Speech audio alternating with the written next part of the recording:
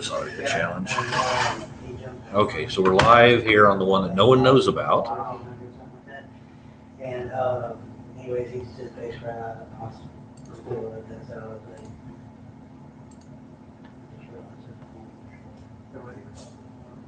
Nice.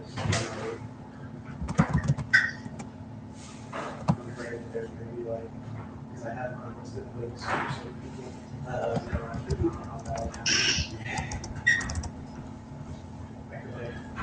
But yeah, I have like on the minutes that I said I'll be okay. For like, so like I'm like, yeah. So you're like other people want it? Yeah, people who are working on it, like doing music and stuff. Man, I know. So other people have seen it all.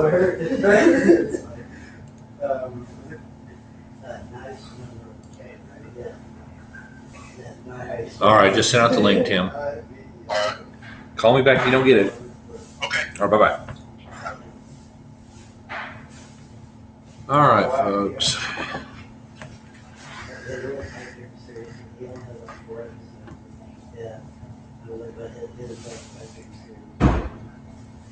We just recently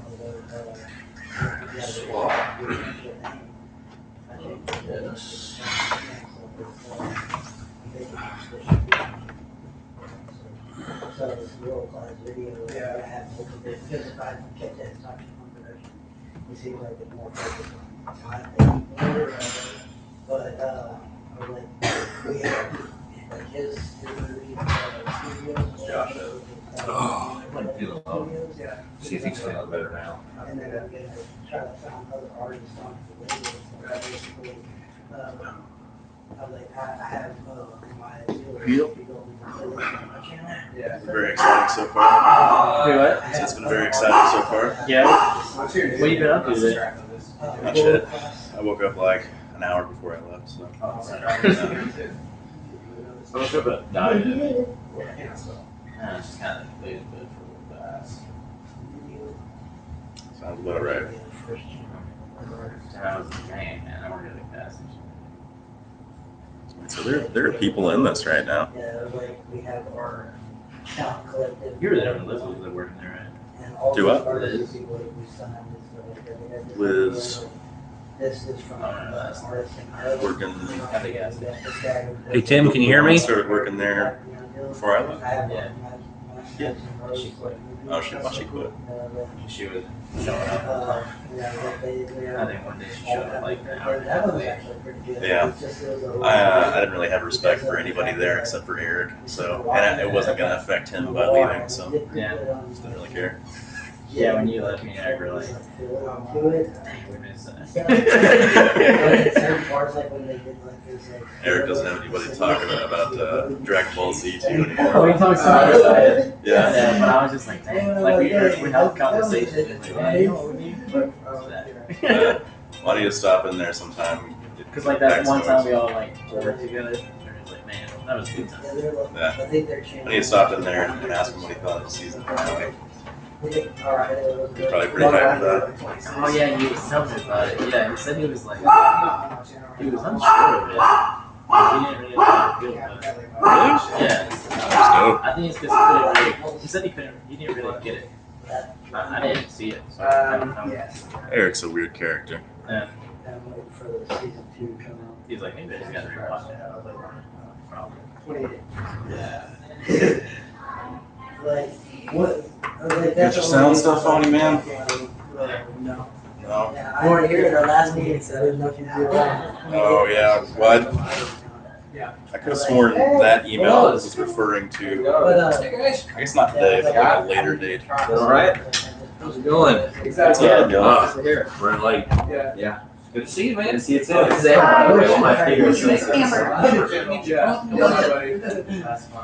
I'm standing right in the way. So I'm gonna have to sit in front of there to run the computer. Oh, yeah. So I think Just you guys. tell me where to sit. I'm just here It's to right there. observe. I get the meeting one. All right, let's see if we're online now. Hey Siri, call Tim. All right. Calling Tim. Home.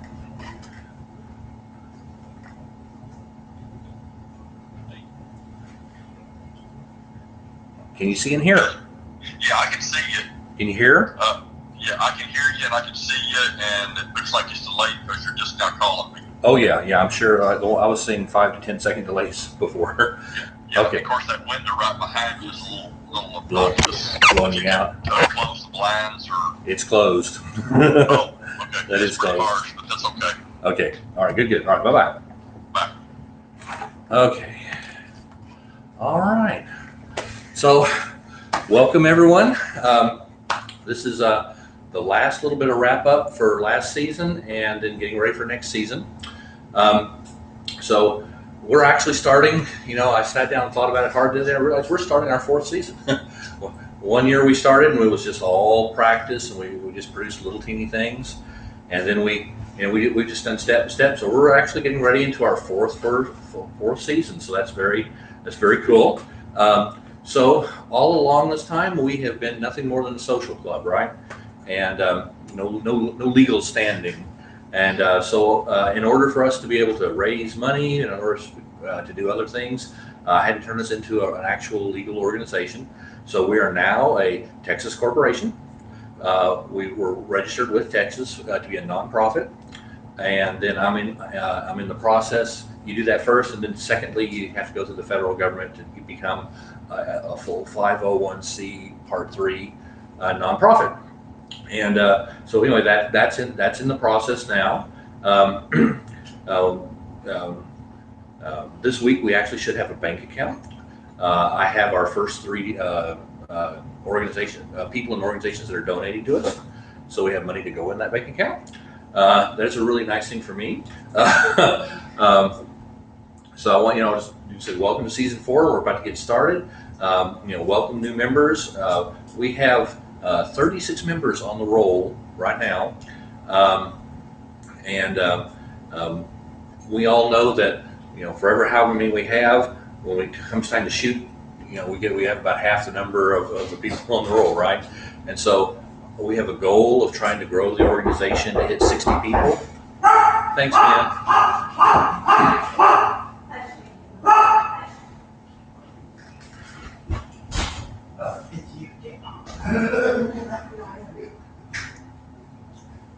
Hello. Hey, man. Hello. Hey, Come on in. What's up, buddy? Sorry I'm late. I just read the email late. So, Read the emails? I tried to shut him out, but he's never checking. So anyway, we have a goal of trying to see if we can grow to 60 people, meaning 30 of them will show up. And so that's what we're gonna try to do. Our next project is going to need 25 to 30 people to make it happen. So we're kind of at the point where we're going to do our wrap up on where we are with Weir Beast right now. So we all know we got accepted to the Real East Texas Film Festival, and that's gonna.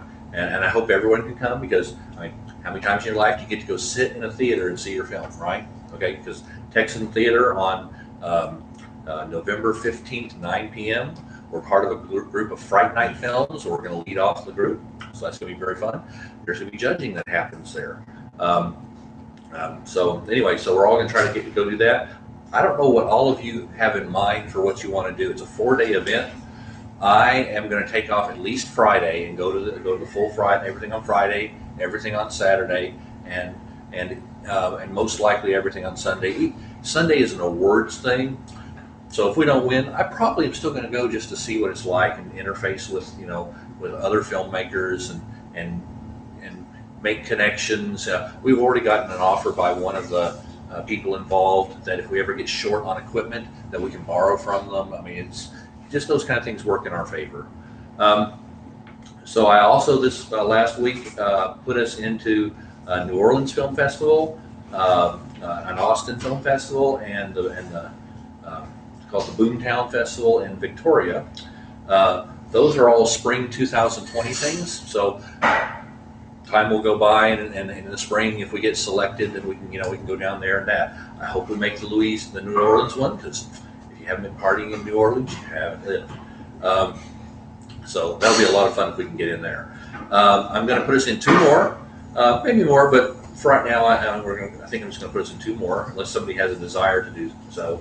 The Houston Film Festival, which is the big one in Texas, and they've been around for 53 years. They're one of the biggest film festivals in the world. And anyway, we got a chance. I think I'll give it a try, but it's expensive, and so I'm putting that off till next month, and I'll get us in. Also, I'm probably going to pick a European festival just for fun, and just it'll look good on our website if we actually get selected. If we get to go, I mean, heck, that'd be good. We get picked, that'd be even better.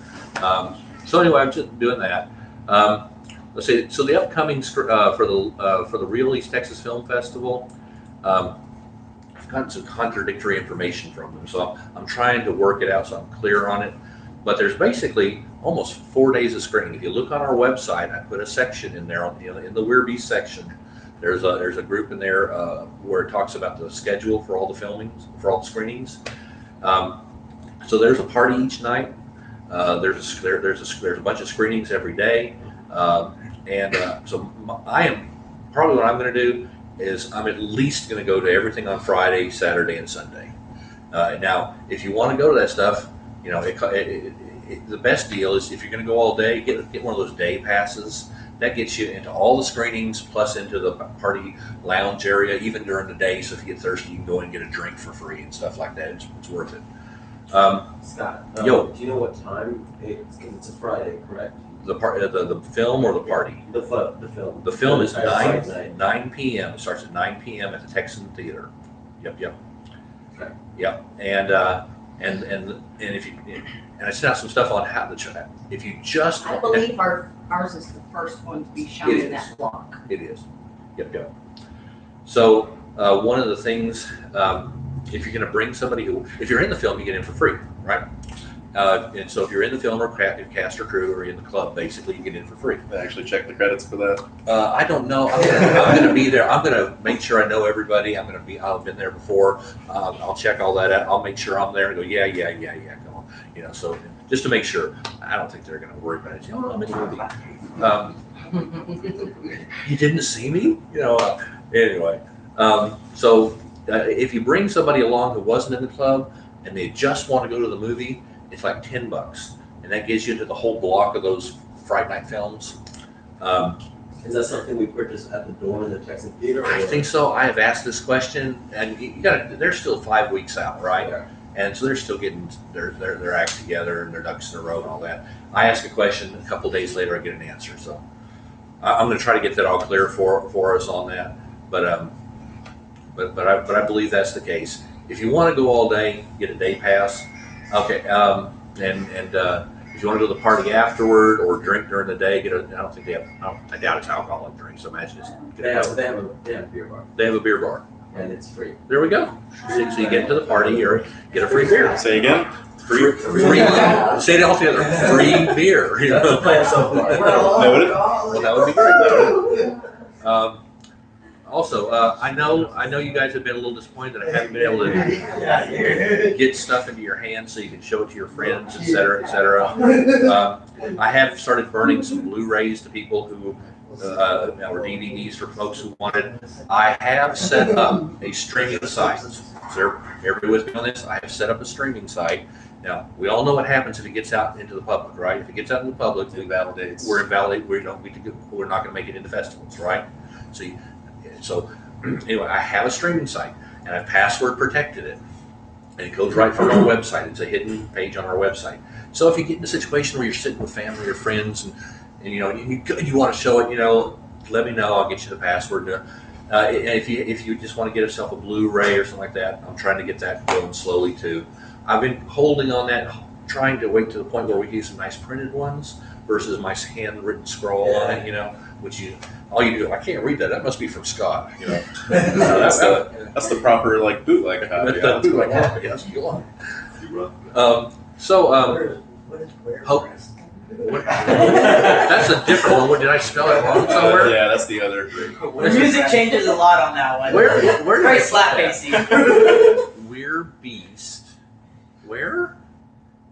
We are beast. We're Beast. You said wear breast. Well, if I see that, I'll change it, but I don't see it right now. But so okay, posters and T-shirts. I made up a poster that's going to be up at the film festival. I also made up one. I stuck it on my wall. It's beautiful. And at the office, my office has a print shop, and they have some high-end printers that do postery stuff. And one of them's down, and the other one's not working real great, so they're trying to get it fixed. But anyway, in the end, I think if you want one for your like put up in your room, your man cave, whatever you got, you need a poster frame, and then I'll be able to get a poster, and they're going to cost around $17, $18 for the real high end stuff. My little one-offs I've been doing through Office Depot and FedEx and all that, and those are like running me $40 a piece. So this is a good deal getting it for $18. That is just the cost of the ink and the paper, literally. Okay, so that's the last stuff I've got for us on Weir Beast. Really, this is more about us getting ready for next year.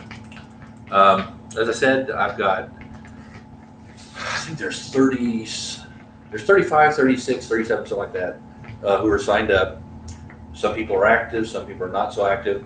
I sent out an email letting people know that if you want to actually be on screen, if you want to actually be a part of it, you need to let me know, so that I can, because I'm right now in the process of scoping the script to try to make sure, we're a club, right? We're not a business.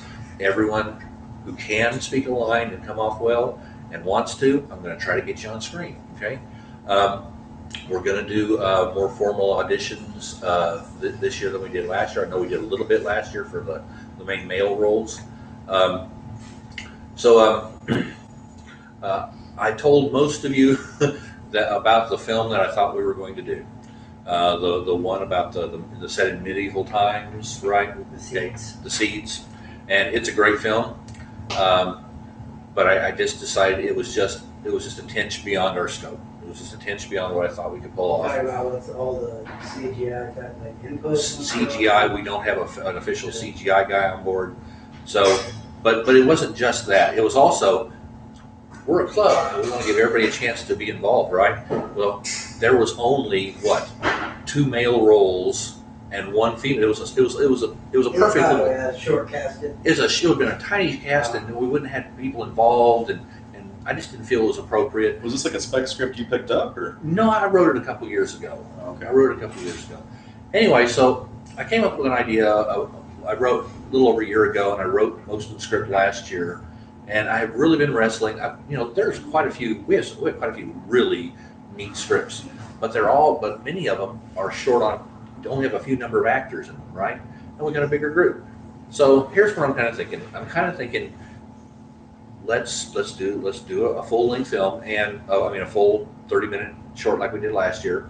Let there be a bunch of people in it. Let that be the thing that catches and helps everybody. And then we'll see about maybe trying to pull off something shorter, later in the summer or something like that. But let's let that sit for now. Okay, so I'm going to tell you about. Yep. The next film I would plan on would be spring, correct? Right, be spring. Well, late winter. Now I remember. So I promise you guys there were no night scenes in the next film. Yeah. I kept my word. There are no night scenes in this next film. So we're shooting everything on Sundays. And I know some people have conflicts and stuff, but it's really the one day of the weekend that most people have off of work. And so we're going to try to shoot on Sunday. I'm going to take you through the storyline here in a minute, but I want to go through the other just business stuff first. Okay. I'd like to interject that this is day. So we don't have to worry about doing the all-night shoot this time. Yeah, that's the idea, guys. I went through and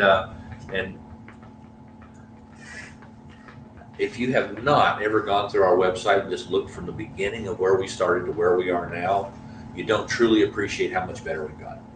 You got to look back, and because every time we've sat down to do a project, we have well over doubled our quality, and we are Hollywood greats movie. And I said it at our party. The previous thing we did was, I think, was a C-level film with highlights of B, and I think that this one is a solid B film with highlights of A. Hollywood looks at things in terms of B movies, A's, double A's, and triple A's. That's how Hollywood rates movies.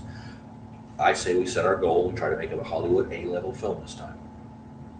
And it means some differences for us. It means that when we get to the end of the scene, that we go, hey, that's pretty good. If we're not looking at that going, that's A, we're shooting it again. And so it's a little more commitment to do it. I'm going to start us earlier this time so we have more time in case I know people have to go for summer and all that kind of stuff. We're going to try to be gone done by the time all that happens. But anyway, we're gonna really shoot for a Hollywood A-level film this time. Okay, in order to help us get to this goal, we need people and we need money. People, I am developing a membership kit.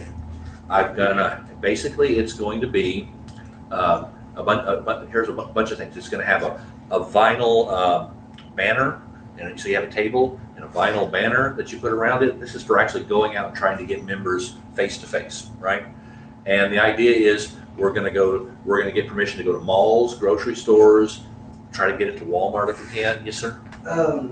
Like my company right now, we're going to be representing at the Kilgore Comic Con in May, and they're still looking for people. Like as far as vendors and everything, to find local people. You right. Get a vending spot there. And how much do you think it is? Oh, it's free. Well, then we're there.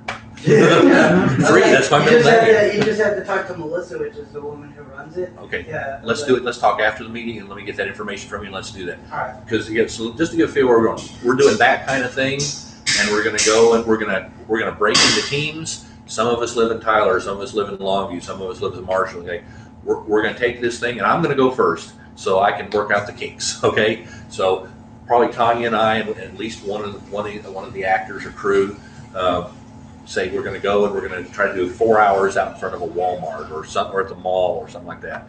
And we're going to set up the table. We're going to have our nice banner around it. We're going to have cards, little handouts for the next film. I'm going to set up a notebook computer there with a movie on it, little speakers, and an easel with our movie poster. And we're going to have volunteer sign-up sheets and things like that. So just so you know, remember I said there's only one rule in our club: we don't do politics, right? Just to be clear about how important that is, now that we're headed to become a 501c, that's actually in our bylaws. The government requires that your nonprofit doesn't do political stuff. Just so you know, it's kind of interesting. I didn't know all that. So how does that work with like artistic license in the film itself? As long as from a personal perspective, I think Hollywood is really screwing up by telling people, by breaking us into groups and casting us against it instead of just entertaining. I mean, we want to be in this to entertain. We don't want to piss anybody off. We don't want to make anybody not want to be part of it, right? And so they're not going to be as hard on it as we're going to be. We're going to make sure that we're as inclusive as we can, and we're just not playing the politics game. We're just not crossing over to politics. We do that, we'll get toasted.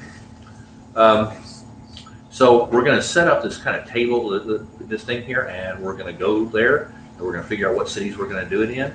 And once I get one that works, then I'll have a kit, and I can say, okay, you guys in Tyler, let's get you set up. And Tanya's willing to make calls for us to try to get these things set up and do location scouting and some things like that.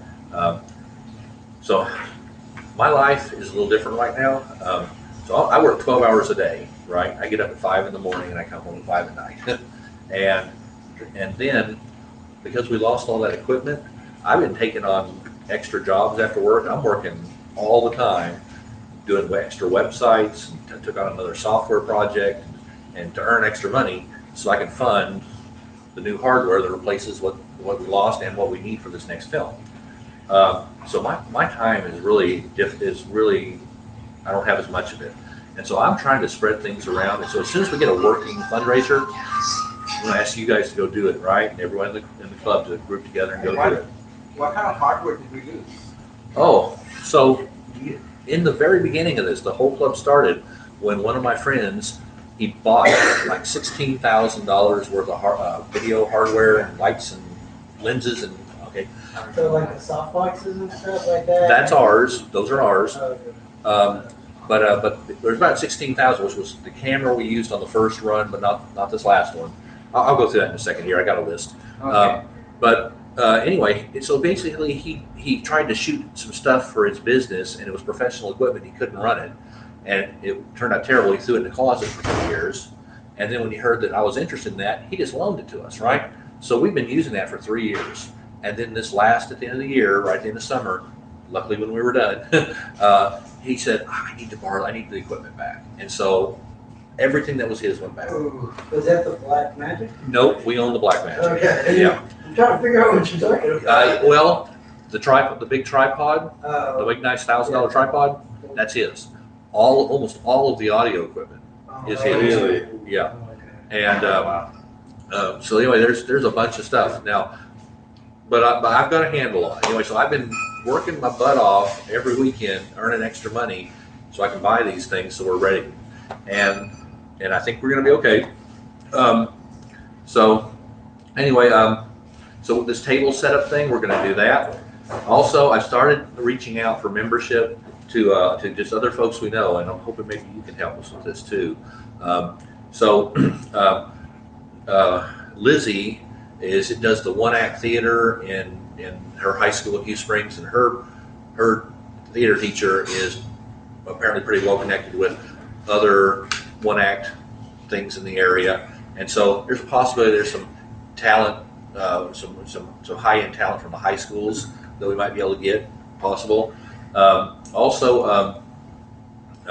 I'm sure you have some contacts and things that we can explore. So when we get to the point where we need to start thinking that way, but especially when we get to the point where the script is stable in about 2 weeks, then we need to start pursuing just local theater, anything like that. Yeah, anything like that. I've already made contact. Actually, the newspaper already contacted me from Longview, and they want to do an article on us, like we did last year. So we're going to get the Longview article, and I've got a couple of things working, hoping to get some television interviews. But I'm going to handle all that. So that's all about membership, fundraising. We're not really ready to go deeply into that. Why? Because I don't even have a freaking bank account set up. Anyway, we are a Texas nonprofit. We're in process on a couple of things. We're going to start the federal. We can function as a nonprofit. We just say that it's pending, and it's real common to do that. That usually it takes 3 to 6 months if you're a real easy nonprofit like a church or something, but it can take over a year if you're not an easy nonprofit. And so we can say pending along the way and function as a nonprofit as soon as I get us actually the paperwork filed. So as soon as we get that done, when I get to step 3 here, we're going to go ahead and start. Okay, what do we need? When we start fundraising, we are obviously looking for money. So when we hit that point, we're going to do we talked about this in the last meeting, I'm not going to go into it. We're going to get our crowdfunding, our GoFundMe, Indiegogo, Kickstarter, Patreon. We're going to do all that. We're going to talk to local businesses. I already have 3 people ready. It's about $1,850 donated already. So that's good, and that's all going towards hardware. Also, there are actual physical things we could use that would help us along the way.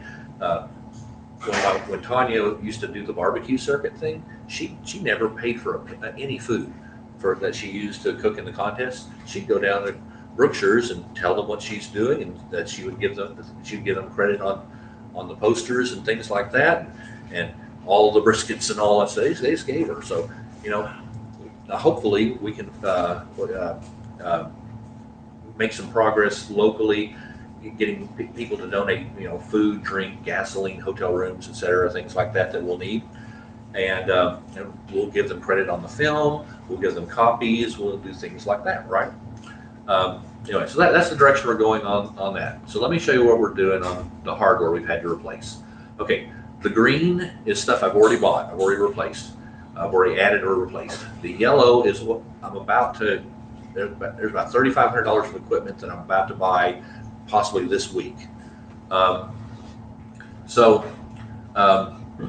Our main tripod, we lost our main tripod. That's $1,000 tripod because they can support like 44 pounds of weight and all that. So I'm going to replace the tripod. You know that slider we have on it, right? I'm also adding a motorized device to it that will move the camera back and forth real smooth. And so that's going to be super nice. That's what upgrades our tripod. Yellow here. What are some of the things that slowed us down last season? Last season, the problem is that we only had one lapel mic, right? We had to move it every time. Big slowdown, right? One wireless lapel. So I've got a dual wireless lapel system, and our other problem was that the mic, our boom mic, was not technically a boom mic. It was not a shotgun mic.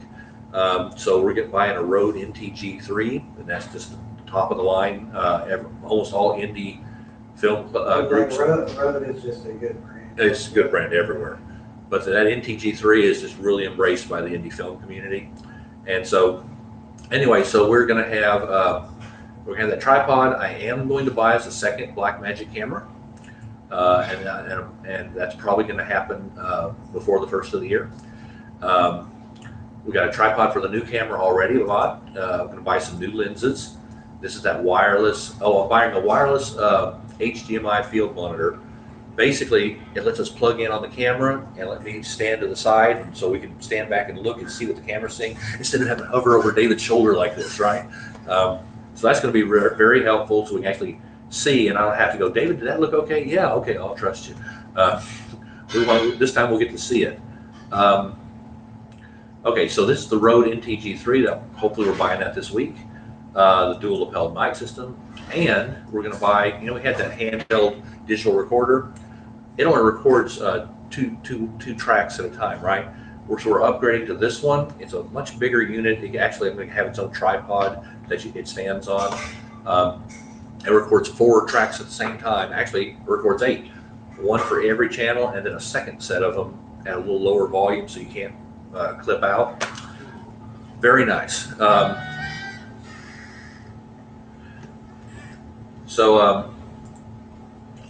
Also, for lighting, these are things where I'm going to buy 4 new C-stands and at least an 8x8, possibly a 12x12 diffusion grid. We're not going to have to shoot at night, right? We've got that down. We know how to do that stuff. And inside, we've got enough lighting. We've got the soft boxes. We've got the kicker light. We've got those things for inside lighting. There's lots more I would love to have, but most of what we're doing is going to be, at least half of it or more is going to be outside this year. And if anyone's ever, Nick, you ever shot outside in the bright sun? Okay, it can really look bad. You got to.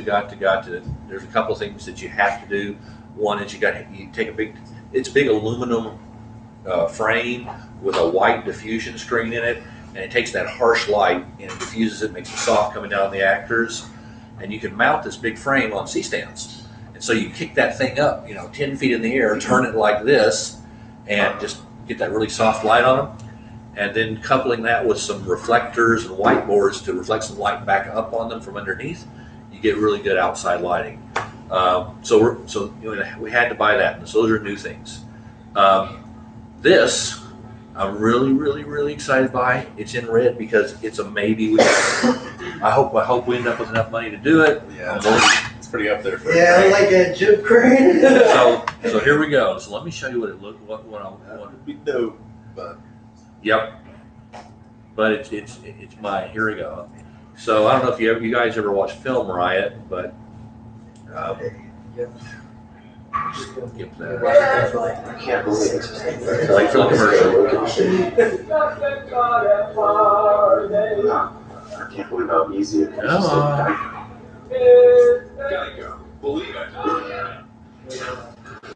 All right, here we go. Today we're taking a look at how we made our second blood sugar. So if you don't ever watch Film Riot, it's worth watching. Film Riot, yeah, okay. Film Riot, Brian Conley, he comes in and he does 5, 7, 10-minute shorts. He does at minimum A quality Hollywood shorts, and then he makes his money by coming in and showing them show us how he did all that cool stuff. And so you learn a lot by watching that. So I just wanted to show you this one piece of equipment we're getting.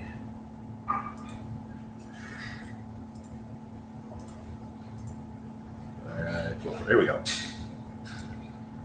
The shot upstairs was that master bedroom scene, which was almost entirely shot on the Kessler shuttle dolly. And this is honestly... Okay, see this thing here?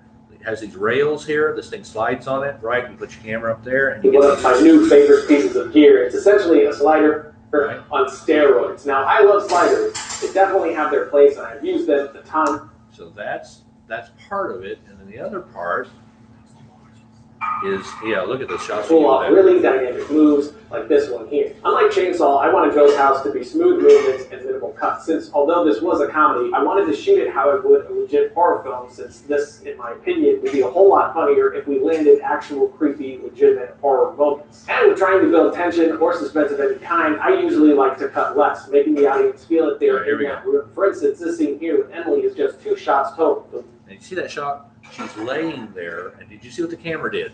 The camera went backwards and up at the same time.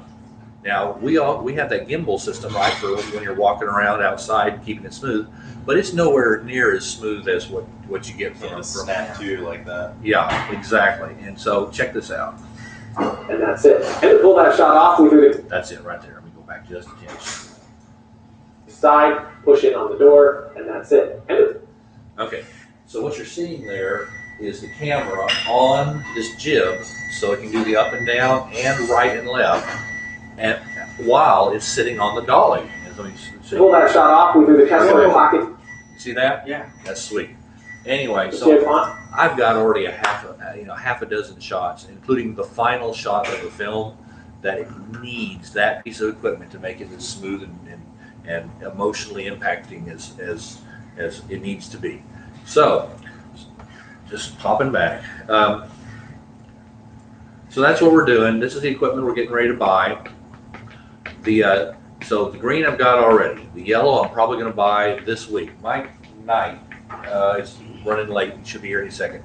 Mike was one of the original folks in the club, and he had some problems. He couldn't be part of it last year, and he's hoping that it'll be okay this year. So we need 3 audio people, and Mike's definitely going to be, if he can make it, it's going to be one of the audio people. We're going to need 3 this year. Coming back to the boom. And so we're going to, well, I'm going to go over all that in just a second. But so here are the people we need for our departments this year. Okay, so in video, I'm trying to put together 6 people for camera crews. Okay.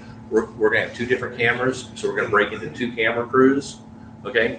And we lost Davis. We lost our director of photography, and so I've been wrestling it, trying to figure out what to do here. And Lucas Stroh, he was helping on the special effects last year.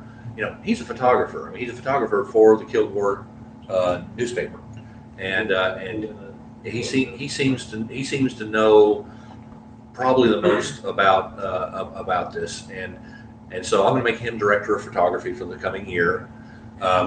Nick grew up in a family of photographers, but Nick has this strike against him because what's he thinking? He's in college, getting an education, hundreds of miles from here. So Nick never missed a Weird Beast filming session, okay? But we all agree that, if it comes down to it, you can't, there might come a night he couldn't be there. So we're gonna make Lucas director of photography, and we're gonna put him over the first camera crew, and every camera crew is gonna have 3 people in it. And so we're gonna put 3 people in that camera crew, and then we're gonna put make Nick head of the second camera crew, and he's gonna train the hell out of the next person in order, which is you. I had not agreed to that. You said you'd be in the camera crew with great responsibility or something. So don't worry, it's not as bad as it sounds. Yeah. But we're gonna. Oh, great! Send them on in. And so anyway, so what we're gonna have is a primary person who is going to train the heck out of the secondary people, right? So just in case something happens, we've got a stand-in, right? Okay, but then there's one more person in each crew. This Kessler shuttle dolly here, think about this. That is a two people 10-minute setup to do a scene. If we have to pull the camera, when we're shooting dialogue scenes, we're going to have both camera crews working there, right? We can have two people working on both cameras. But hey, Dan, hey, come on in, man. Hey. Oh, we got Yeah, a lot of people. get you another A lot of people here. There I am. You ready for your speech? Yeah.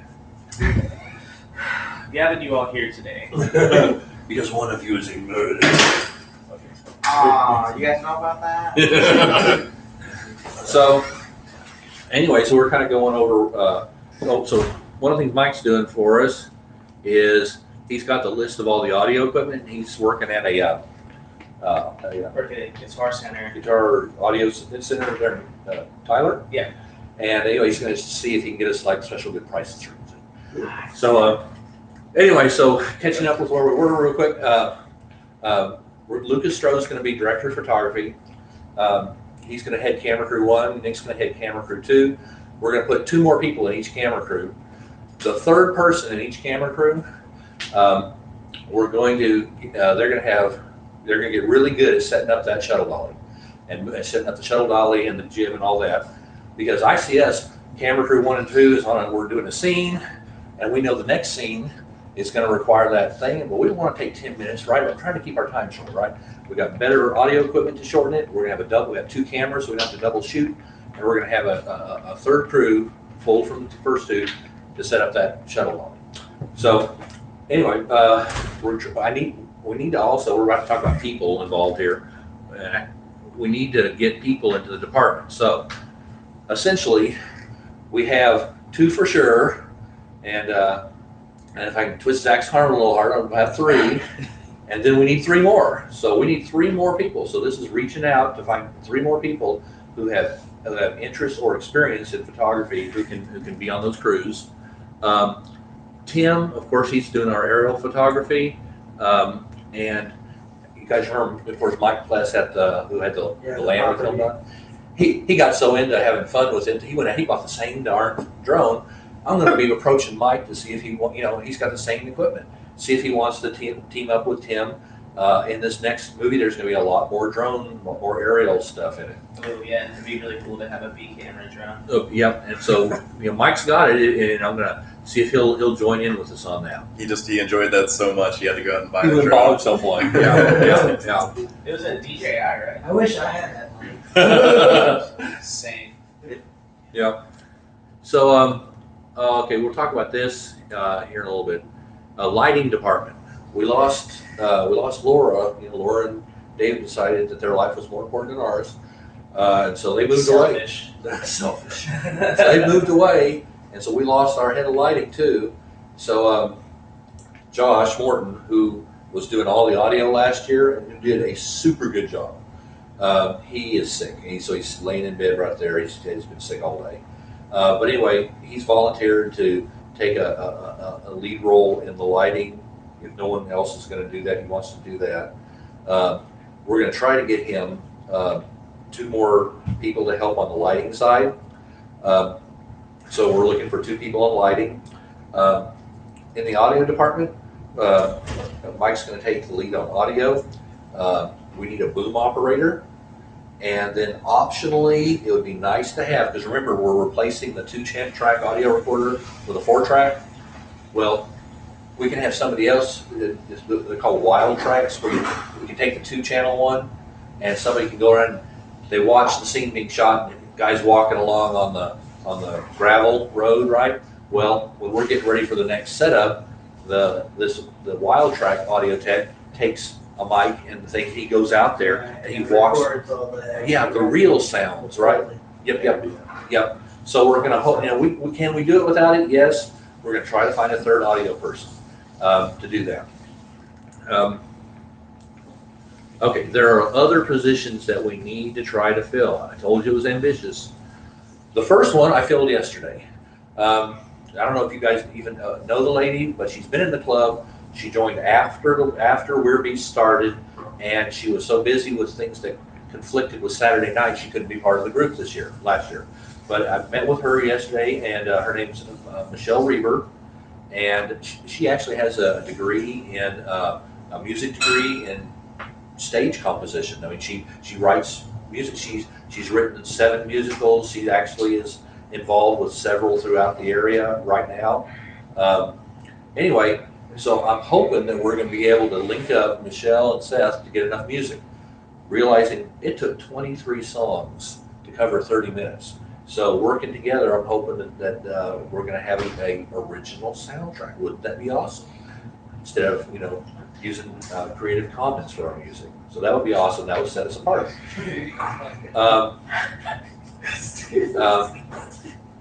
Props. And I'm going to finish up here when we're done. I'm going to explain the plot for next year. But so we need someone who's going to kind of take over props this coming year. We're going to have a lot of props.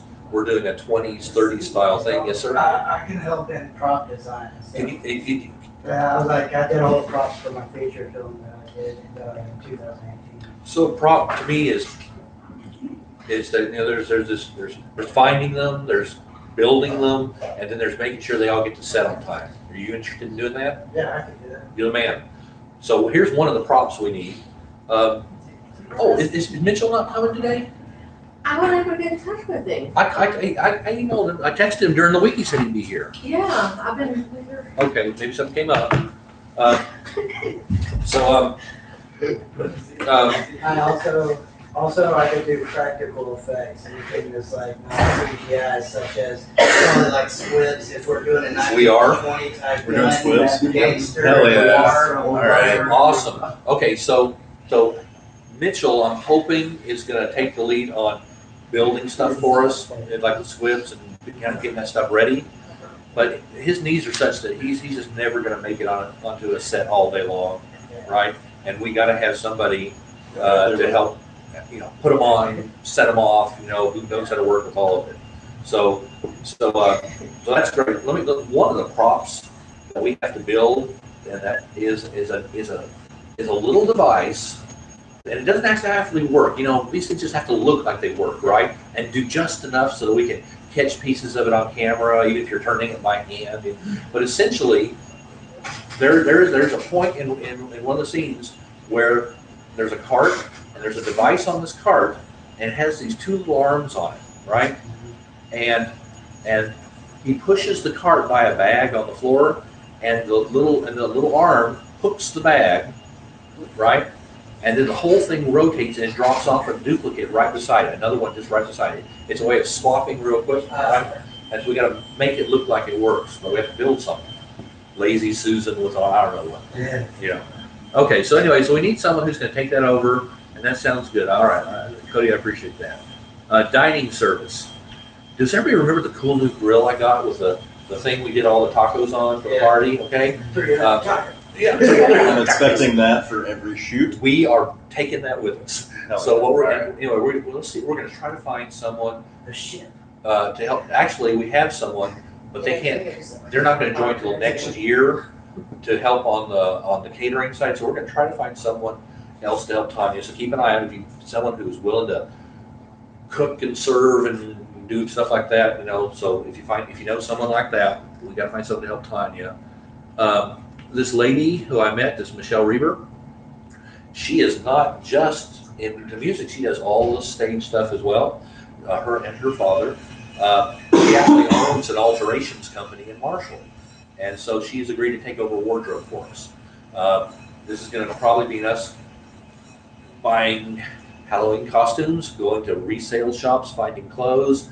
Yes, sir. I think it's worth noting as well that, as Amber pointed out, the Texas Shakespeare Festival, as well as the Kilgore College Theater Department, have more often than not loaned out their costumes, really those professional theater costumes. They've done it for community theater companies and a lot more, so it'd be worth checking out. Totally. Especially because now we have some cool stuff going on with the film festival and stuff. Yeah. I feel like that'd be way more likely. Yeah, you bet. Every time we step up and do something, it just gives us more credibility. So you think it was the Kilgore a Killer College Theater Department. Kipper College.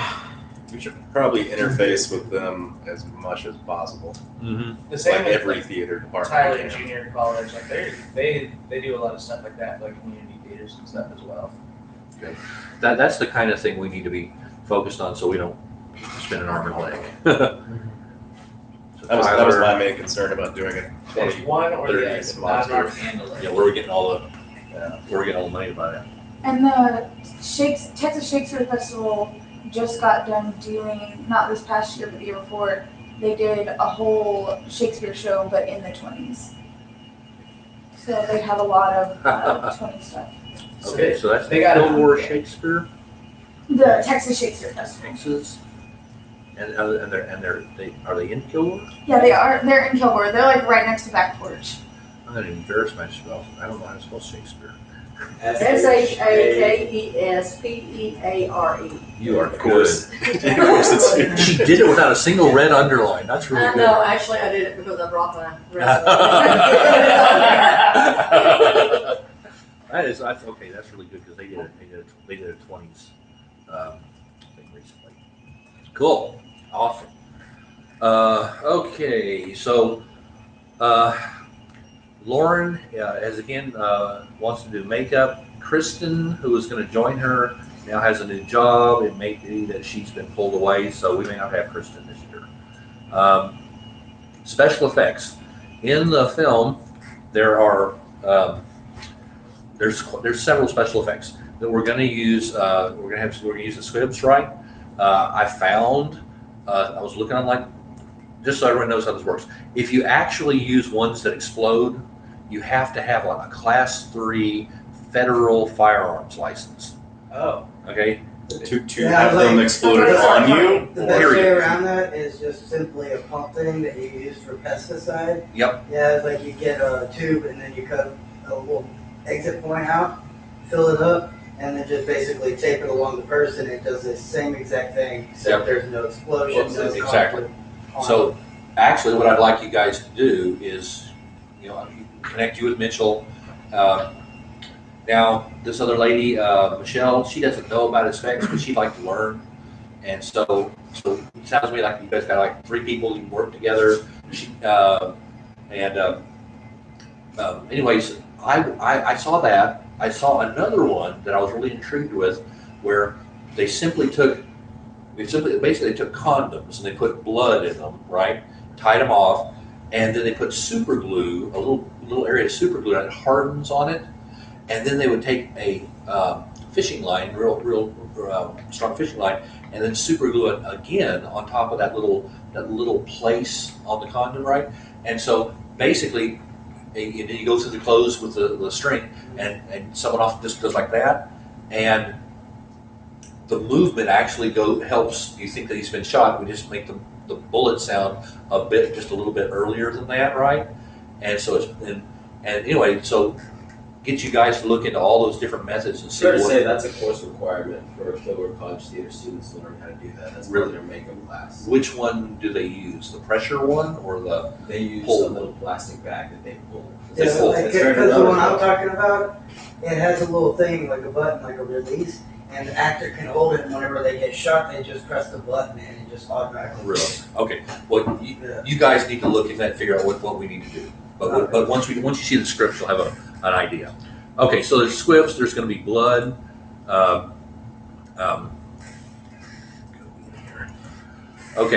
going to be blood. Makeup. There are 3 female parts in the film, and since we're going 20s, I mean, makeup was a serious part of every woman's. We have to have makeup. So far, we have never succeeded in having makeup on a guy that looked good on a 4K camera. We did. We actually did it. Huh? It's because I didn't do it. And I'm all for trying, but my gosh, we have not succeeded at that. So I'm guessing that's why you only saw me for like a quarter of a second. No, with the old makeup, when we did the old, made you 70 years old. That looked great. Really? But when we tried to take this, usually what used to happen when you had lower resolution things is you put makeup on men, for beauty, just as like you did a woman. Because and then that helped the cameras, see they have good skin. And but by the time you get to 4K and 6K cameras, because I actually might buy us a 6K. It's really clear. You see you've got makeup on. it's kind of pointless. It's like I just got a pencil in his face. Anyway, so what's usually happening now on indie stuff, if you're shooting with 4K or above, they're taking the ladies, they're putting some makeup on them, and then they're using the beauty functions within the software to smooth skin instead of trying to actually do it that way because it looks like makeup if you don't. Anyway, so okay, if we can find enough people, I'm looking for somebody who could take some load off of me, and if you can find someone stupid enough to spend the amount of time I do on this, let's talk to them. I can do assistant director. Well, let's talk. I'm going to talk to you about one of the kids who got accepted into the Killer College, not the Killer College, the Media Texas Film Festival. Who's currently a college student who's very much interested in purely directing. Okay. And he's part of the Fright Night. Okay. He closes it. So one of the things I'm hoping that we get to along the way is as we have more equipment, it doesn't do us any good as a club to have that equipment just sitting in a back room. We film for 2 months and then we don't do anything with it, right? But if we end up with other small groups that want to do things, I agree. Let's head towards that. Okay. This time I want to do, so the story we're going to do is called Novella, and not that that's the name of the movie, that's just the name of the story. Anyway, I'd like to do a making of, so that while we're filming, we have somebody who's running around with a camera, taking pictures, even if it's just your iPhone, getting some video and stuff, and then coming back, and we're going to turn that into a series of how we made this. And we're going to use that to go on our website and to go onto our Patreon site, things like that, and start pushing. So I have an idea. There are lots of websites out there. There's lots of folks who are better than us who are out there saying, here's how you make movies, right? We kind of do have one thing that's unique. We're a club. I don't know of another single filmmaking club. Has anyone ever heard of one? I hadn't either. They're really not that common? No, I've never heard of one. And there may be more than we know, of course, but I wonder if there's a niche here for us. I wonder if we did the making of, but we say, here you're seeing it from the perspective of what is the equivalent of a community theater with a camera. Here's how we did it as a community instead of as a business or as a standard kind of indie entity. Other people might get notice in that, we might get press, there's a lot of things that might come from it. Anyway, I think it's an important part, and if we can find one person who do that, maybe even had enough web experience to put it together for us. Let's keep in mind we're looking for somebody who can, do some recordings, edit it up, maybe do some web stuff, and make a making of for us. I know someone who's actually done that for the theater. Really? Okay. I tried to get him here today, but it's scheduled at conflict. Oh sure. It's, on Friday, I'm actually buying it's just like a little 4K camera, but it's like a little handy cam, so we can use that for that also. Okay. Yeah. I've also got a professional Nokia camera. Just on For stills? For stills. That'd be great. Do you know Chip Hale personally? I have talked to Chip Hale, but I have not met him personally. I probably won't meet him until the festival. He and I got very close because he worked with me on the College Theater production in 1984, but he's also recording a lot of footage for the Texas Shakespeare Roadshow. He's the one that will be making all their advertising videos. So if you do meet him, introduce the possibility, could be willing to do something. He's very adamant of supporting the community. I can tell that. Student filmmakers and all that. I can tell that. So he would be willing to. Okay. And if you need to, I'll tell him for you. Yep. Well, and we'll get. And I'm sure I'll be connected with him soon. He had actually, last year when he found out we were doing this, had contacted and wanted to talk about how we could work collectively to help everybody. Benefit the whole thing. And so I'm very much that. Okay. Last season we we didn't have enough crew, and the actors had to help on the crew, and it worked out okay because the actors were supposed to be walking around sweating at night.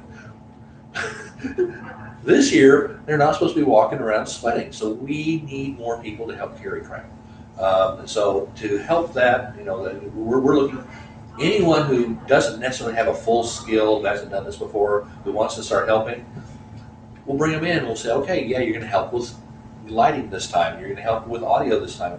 We'll move them around. And so we're looking for, production assistant is basically someone who's trying to get into some aspect of filmmaking who doesn't necessarily have a strong skill yet, but wants to learn. So we need 2 to 4 people to do that.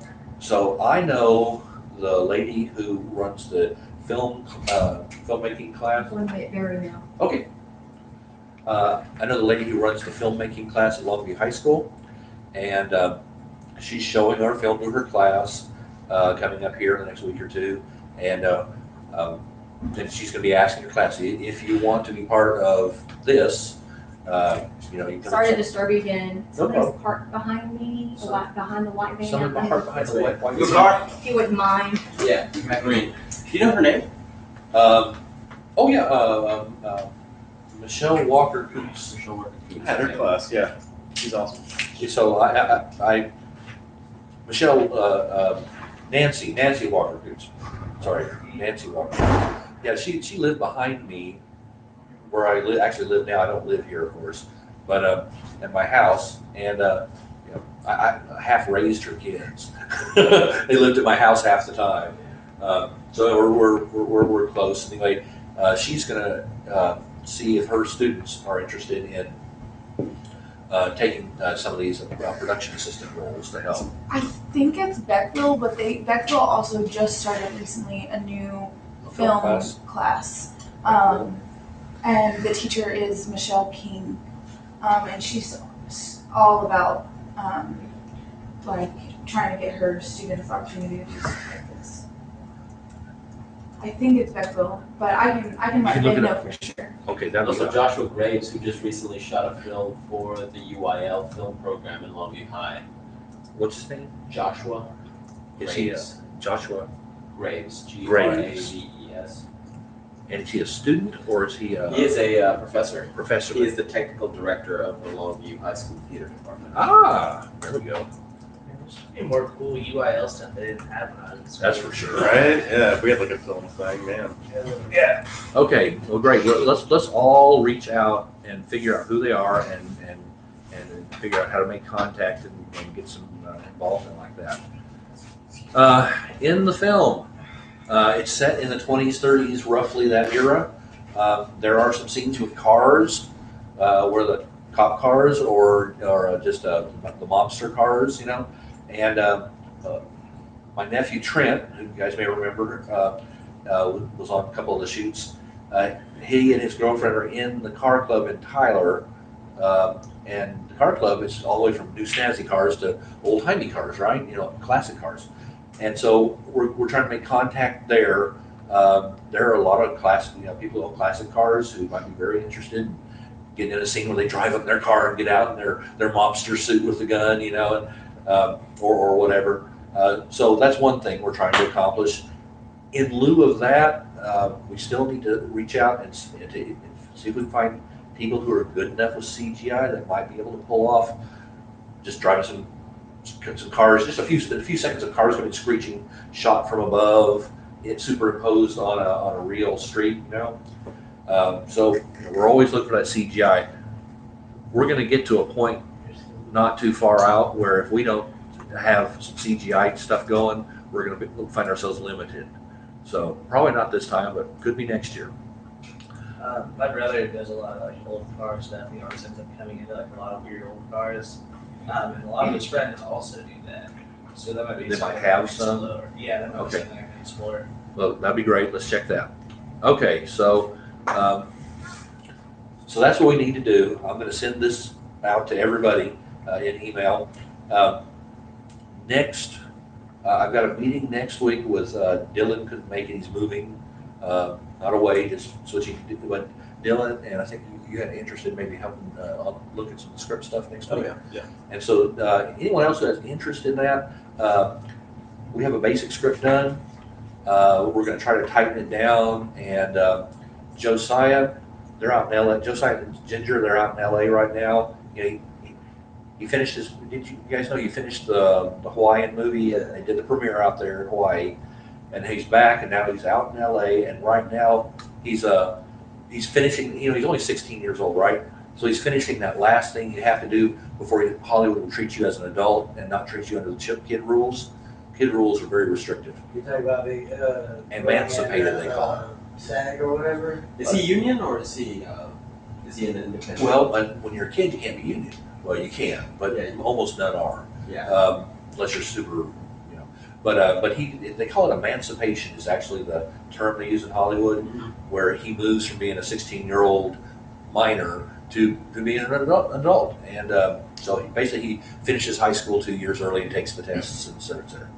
Anyway, so he's doing that. They'll be back definitely for the festival. Josiah is pretty darn good at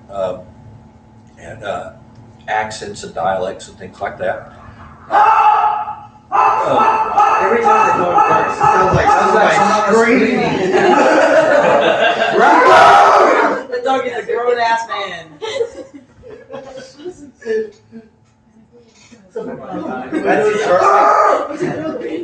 That's the perfect dog. Exactly that dog. Burger breaks up. You knock on the door and you just think some feral old man is running at you. Need to give him like the what was the dog that had like the suit on that was like Chucky with the knife? Did you ever see that? Oh yeah. Yeah. Need to get one for him. It's terrifying. Hello. Hello. Hey, what up? Natasha. Natasha. Nice to meet you, Natasha. Memorizing all our names would be futile. We're the Borg. We're the Hive. Yeah, We are one collective. call us the blobs. Yeah, we should do a high probably. Yeah, I figured that's why I was checking the time because of that. See if you can pull Scott aside for a second. Like this. Well, like, what do you think you want to do? I'm not sure of it, but I'm pretty Okay. Yeah, I'm actually gonna see like I'm gonna talk to the guys. Hey, I want to work Sundays. Yeah, see if we'll do that. Probably won't, but maybe we can start. I don't know.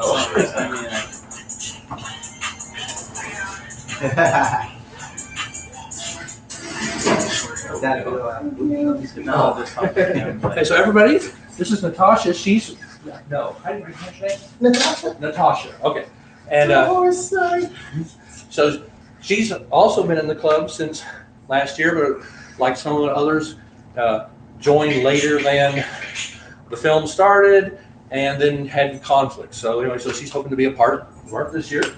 And are you the lady who has the experience in blocking and stage? Okay, good. So she has experience in an area that none of the rest of us do. Stage experience in putting the actors in the right places, blocking, dance as well. Did you have dance? Oh, I did dance. Choreography, you like that kind? Oh, not too well. Okay. Well, there's no dance in the next film, so we're good. But anyway, so she's another one of the folks who have been in the club and are just now getting to be active again. So I'll be sending out all the stuff we just talked about in email, so you have that. We're kind of at the end, just kind of talk about where we're going next. And so in 2 weeks, next week, we're going to work on the script a little bit. We're going to do the membership drive. I'm going to have all the stuff for the membership kit. I'm going to do that this week. It will be done this week. So then we'll meet again in 2 weeks from now. That's what I'm shooting for. We'll meet again.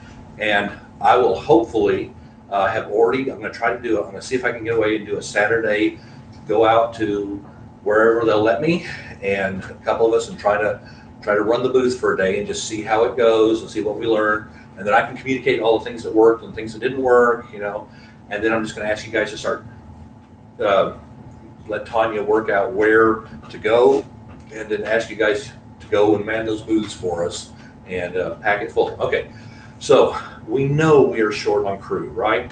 we got to have some more camera assistants. We've got to have some more audio assistants, and we need just general production assistants as well. Lighting.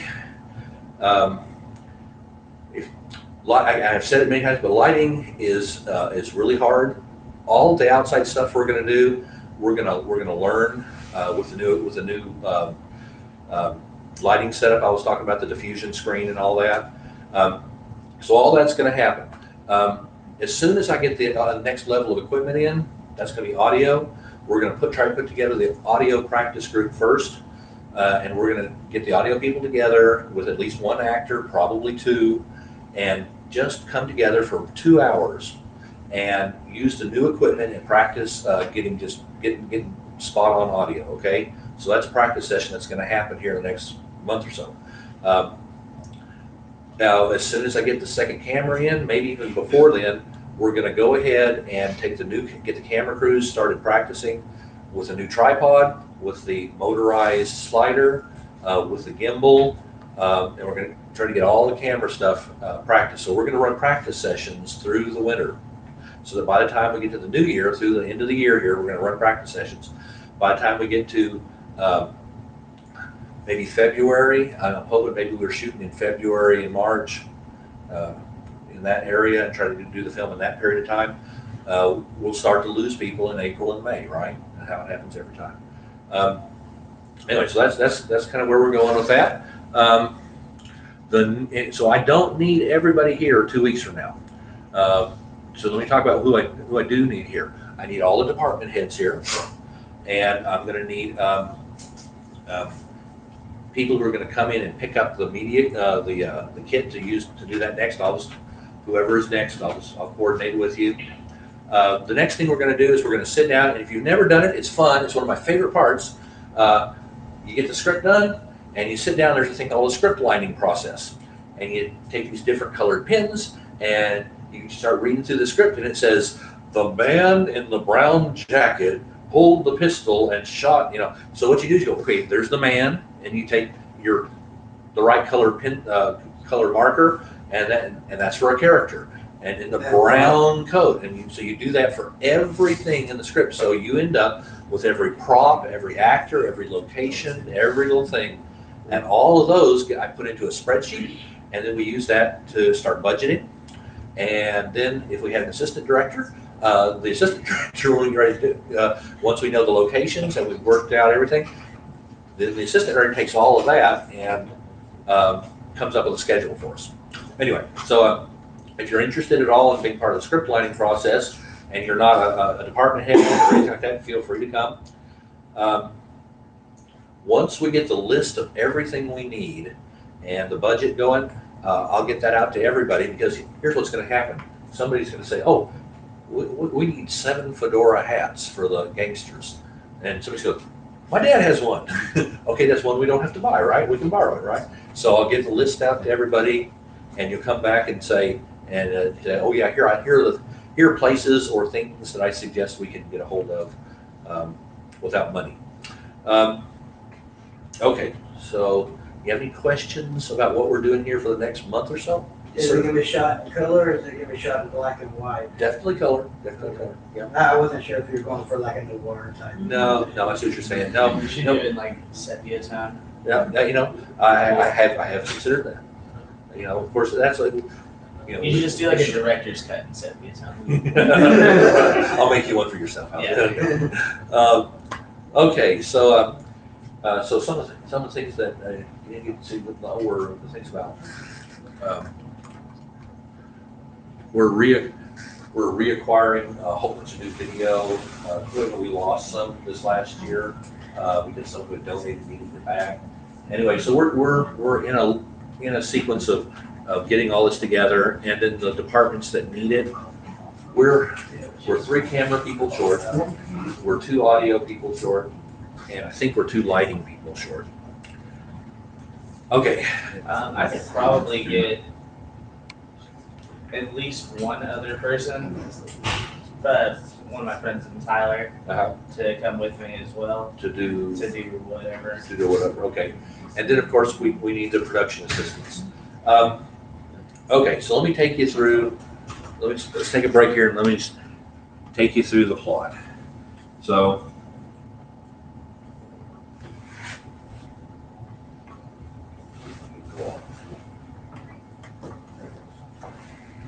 did we lose Cody for a second? Let's give him a second to come back. Oh. So, we're doing several of the festivals. We're in some new festivals. Well, we've entered some new festivals. I think we got a 50% chance of getting in each one of those, to tell you the truth.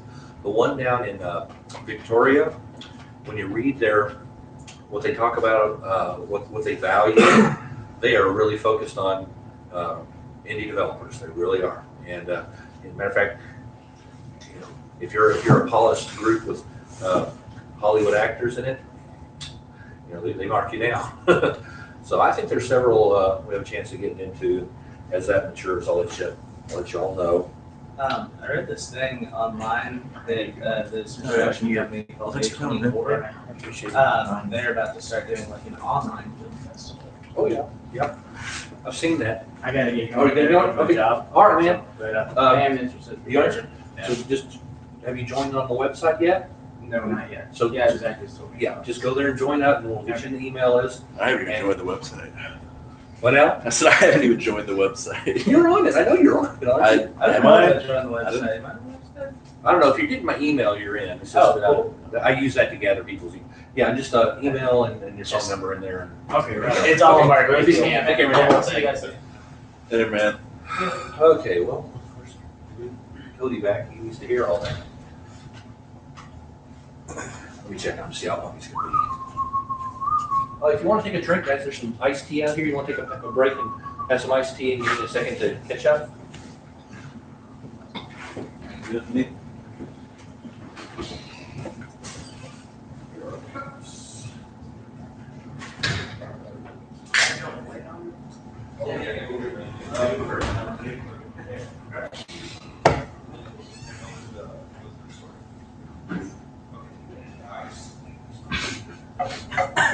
It happened again.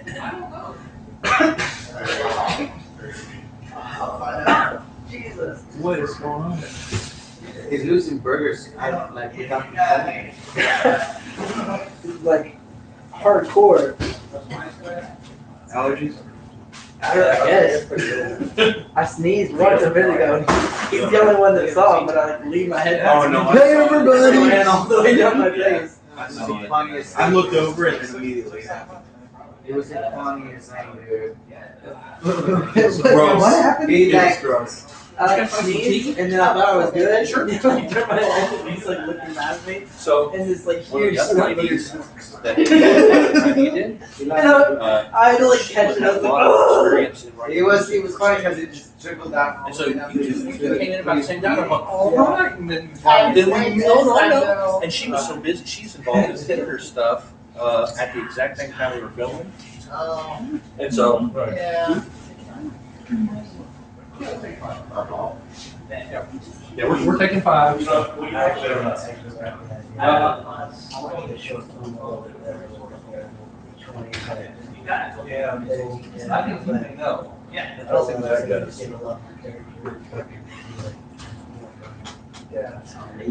Another thing kind of cool is so the projector here is a new projector, and it has a reference function on it. So it'll actually show things exactly according to like a reference monitor would. And so that's very nice. We didn't have anything like that before. So we get to see things more how they actually would show in the theater. That's kind of nice.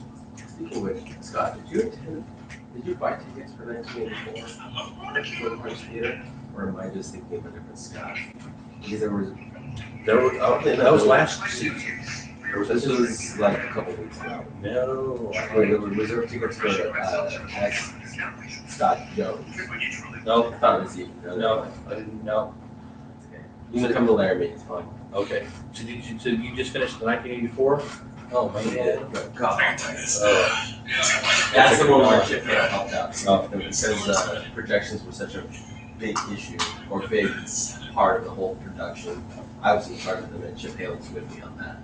Cool. So if you ever need any trail on time, great greens for everything, just stacked up in the crib or in the Texas beer that he's just approaching with it.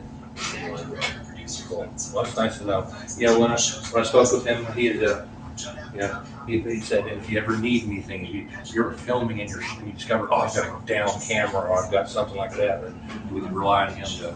So that's nice to have that emergency backup. It really is. I like spicy food. You know, I shy away from it. Heads up, what's everybody?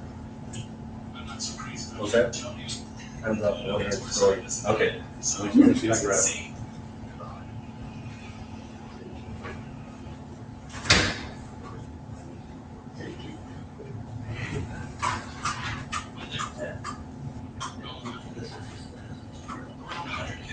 So when he comes in, everybody goes rumble, rumble, rumble, rumble. So they're getting restless. Have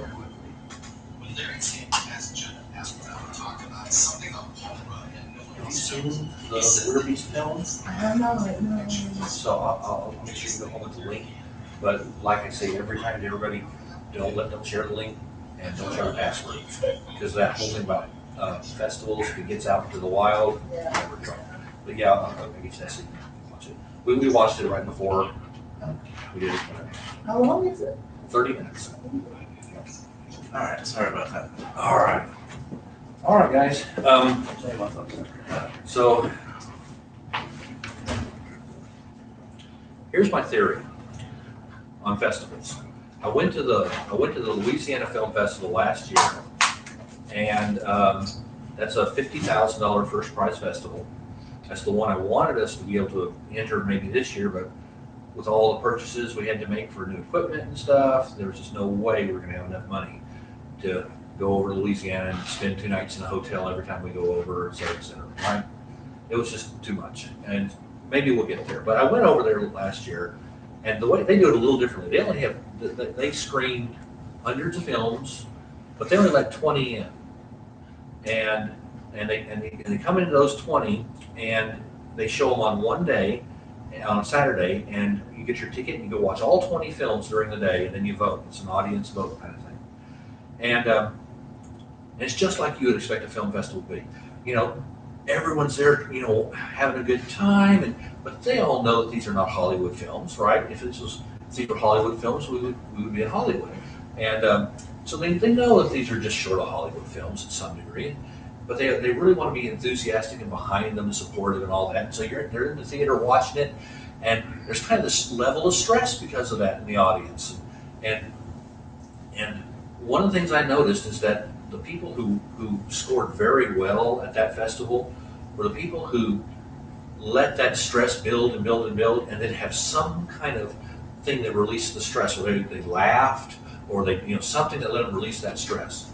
And so when I was designing the script for Weir Beast, I said, okay, we're gonna have a trick ending, and I think that works in our favor.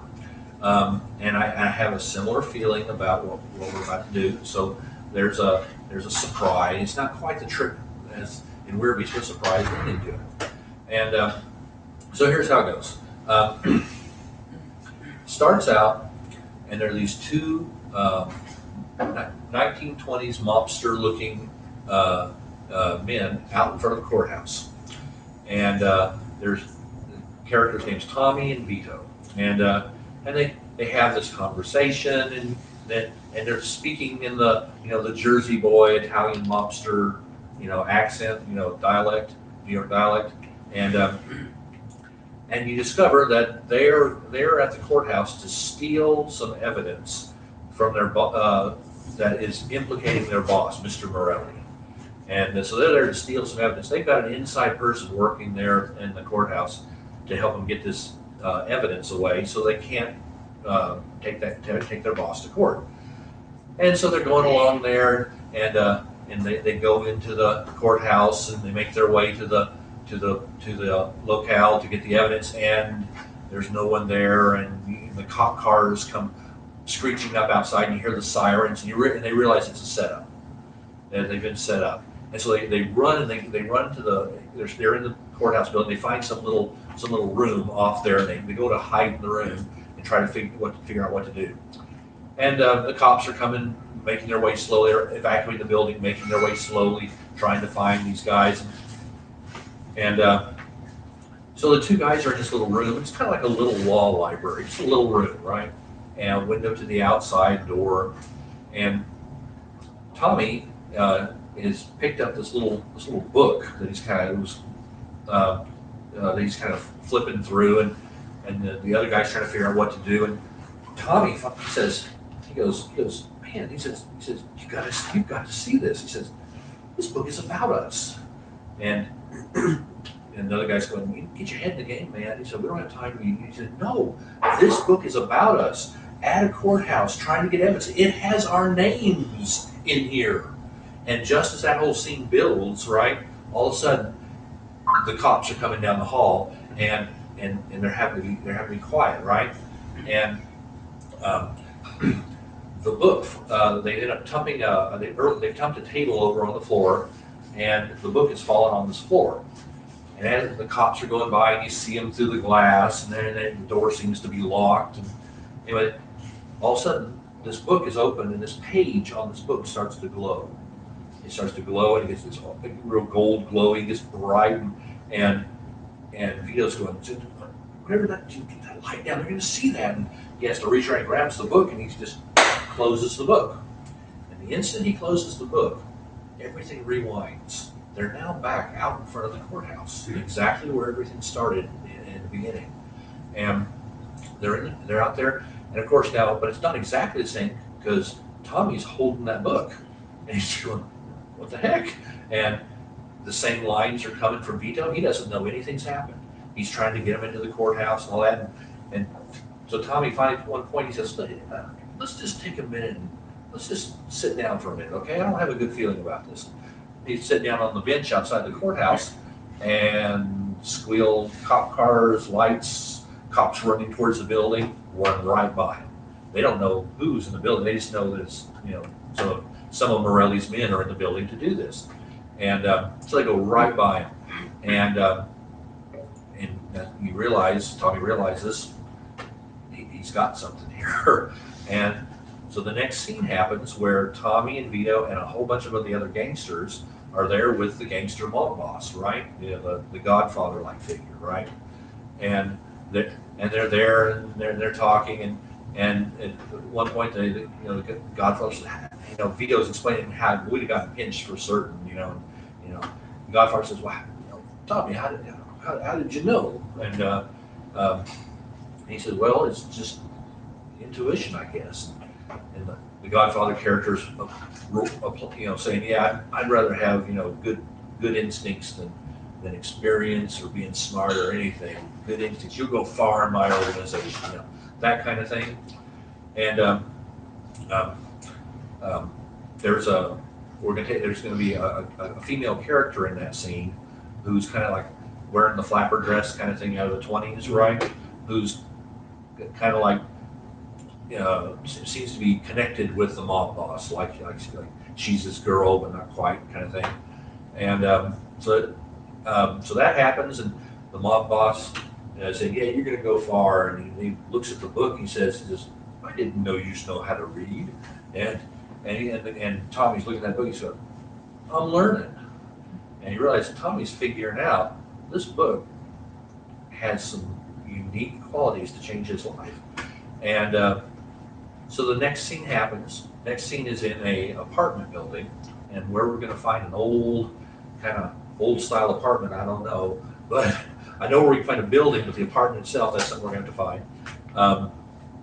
And so our Tommy character, along with the Flapper Girl character, goes to see Tommy's best friend. And Tommy's best friend is Johnny. They grew up together.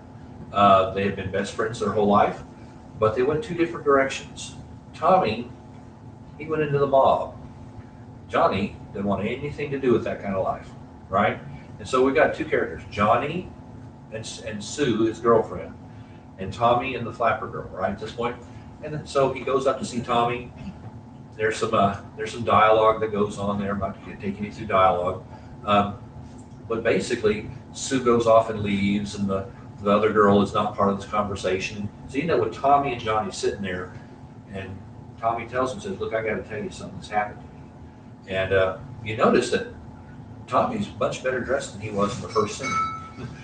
He's much better dressed than he was in the first scene. And what he tells him is that about the book, that he's got this book, and this book is like having the best snitch in the whole world, because you know what's about to happen. You know what's coming up in the chapter. And so they have this conversation, and he explains to Johnny how the book works. He says there's three rules to this book. He says when you get to the last page of the chapter, that page is going to start to glow. And if you do nothing, that page just flips over, and everything goes ahead to the next scene, just like nothing had happened. Everything just goes over to the next scene. But if that page starts to glow and you physically turn it yourself, any changes you made in the existing chapter, anything you did differently that wasn't in the story, change the plot line, change the story, those things get committed and become part of the next chapter. So what you did has cause and effect relationship into the next chapter of the story. And then there's the third thing that happens. If you just close the book, it's a do-over. It rewinds the chapter you're in, and you go right back to the beginning, and you can do it again. And that is what Tommy has been doing. He's been starting a new chapter, and he goes and he reads ahead, and he learns things, and he gets to the chapter and closes it, goes back and tries it again, and he's just learned. And what he has learned is that his mob boss, Mr. Morelli, he's about to have a multi-million-dollar payoff. He is about to get a huge chunk of money. And our character, Tommy, he wants that money. And so he realizes he can use the book to figure out how to get this money, right? And so he's gone to Johnny, and he explains all of this to Johnny. And Johnny says, "Look, I'm not going to help you break the law." He said, "I know." He said, "You're my best friend in the whole world." He said, "But it breaks Susie's heart." He said, "I'm not going to help you break the law." Tommy says, "Take it easy.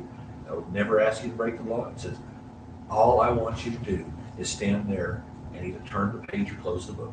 There's nothing illegal about that." And they're talking about it, and all of a sudden outside, here it comes, and I picture this as they're kind of in an apartment in a multi-story building, and so you hear these cars come screeching up, right? And they look out there, and it's Morelli's gang, and they're getting out in their pinstripe gangster suits with their Tommy guns, and they're headed towards the building he's in, and Johnny's going, "What's going on?" And Tommy says, "I've made too many mistakes in this chapter. I've got to start over." And he's reaching for the book, and Johnny's going, "Am I going to remember any of this?" He goes, No, I'm the only one who will remember." He says, "But I got to know." He says, "If I came to you, Johnny, and asked you to do this thing that you do not understand, and didn't tell you any of this, just asked you to do this, promise there was nothing illegal in what you were doing, would you do it just based on the strength of our friendship?" And he agrees. And so Tommy closes the book. Next scene, Tommy is sitting there with this legal pad of paper, right? And very neatly written on the top line is payday. And he goes, "number 1. And in a very, very perfect handwriting, he starts taking notes. And he's got a stopwatch, he's got a ruler and a tape measure. And you see it, and it begins a montage scene where he's measuring things and timing how long it takes somebody to walk from point A to point B, and he does a thing where he goes, and you don't understand why. You're not supposed to understand why at this point. He goes to a store and he buys a bunch of toys, and he goes to the train station where the end of this film happens. Goes to the train station, and he sits there on the bench, and he takes one of the toys out and puts it on the bench beside him. And there's a woman with a young child there. The kid looks over and sees it's a choo-choo. Doesn't care. The guy takes it and throws it in the trash. Puts another toy there. And this time it's a boat. And the kid looks at it, no interest. Finally, he pulls up this frog and sets it there. And the kid just becomes enthralled with it. He wants to come get the frog. And all you see is Tommy write frog, on step number 17 or something, right? And and he goes to a store where he's buying some parts to make some kind of gadget-y mechanical thing. You don't know what exactly. And he's buying chemicals. He goes to a hardware. He's doing all these things you don't really understand how they're going to fit together. And it's all a musical montage at that point. And then it switches to another scene of Johnny and Susie in their apartment. And Johnny's telling Susie that Tommy's asked him to help him. She's not happy about it, and it's a very romantic scene. And in the end, she gets Johnny to agree that this is it. They are leaving Skid Row after this. They're getting out of the bad part of the town, and they're going to start a new life together. And this is it. This is the last time you're helping Tommy. And so then the Act 3 begins, where everything comes together. We're at the train station, and all these little things that you saw him doing, now you begin to understand how it all fits together so that he can steal this money, right?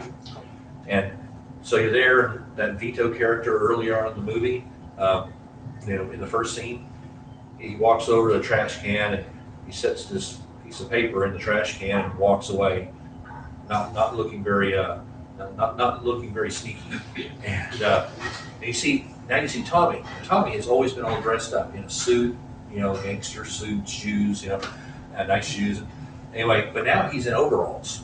You see him in overalls, looks like a janitor. And Tommy got this little cart, and he comes walking by that trash can. He picks up Vito's note, crumples it, puts his note. You saw him building a note as part of the thing earlier. Puts his note there. And then you see him push the cart towards the bathroom.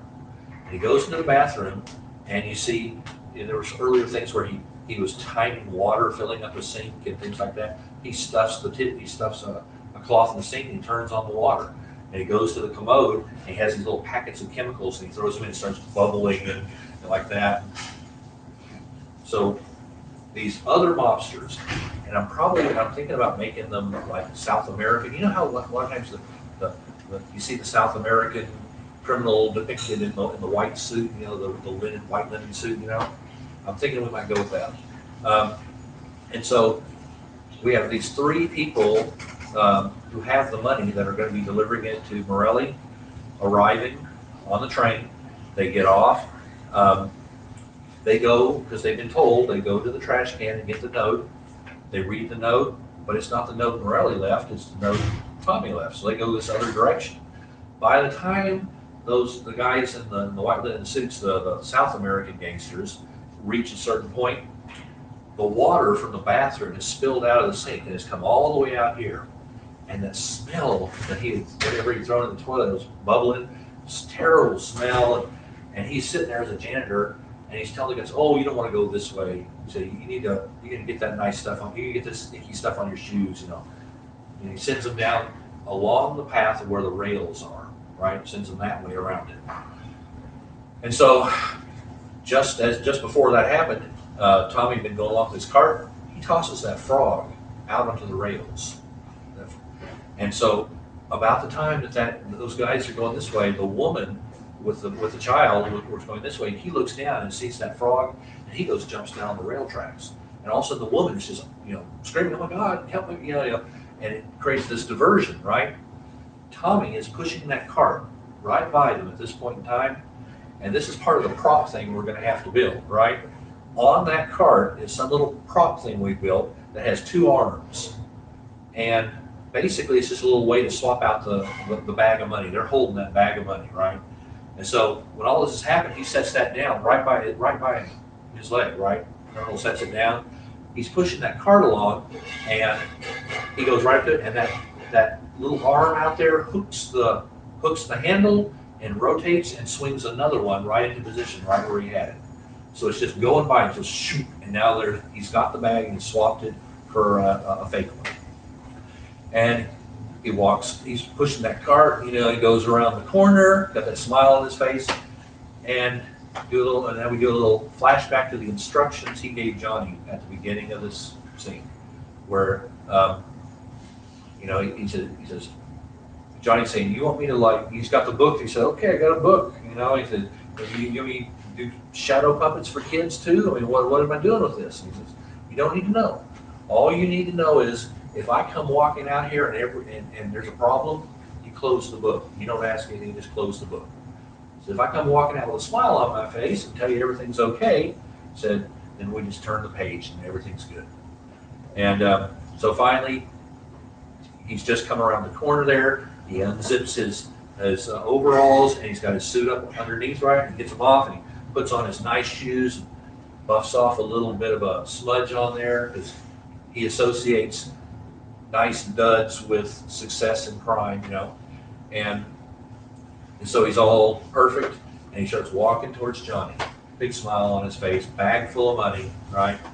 And comes walking up and said, and Johnny goes, well, what am I supposed to be doing here? And he says, everything okay? And Tommy goes, yeah, I think everything's good. And then all of a sudden, this happens. Again, remember this little progression here. He hears a brake squeal, and he turns and looks, and there's an old 1920s, 30s car there that has applied its brakes, so someone could pass in front of them, right?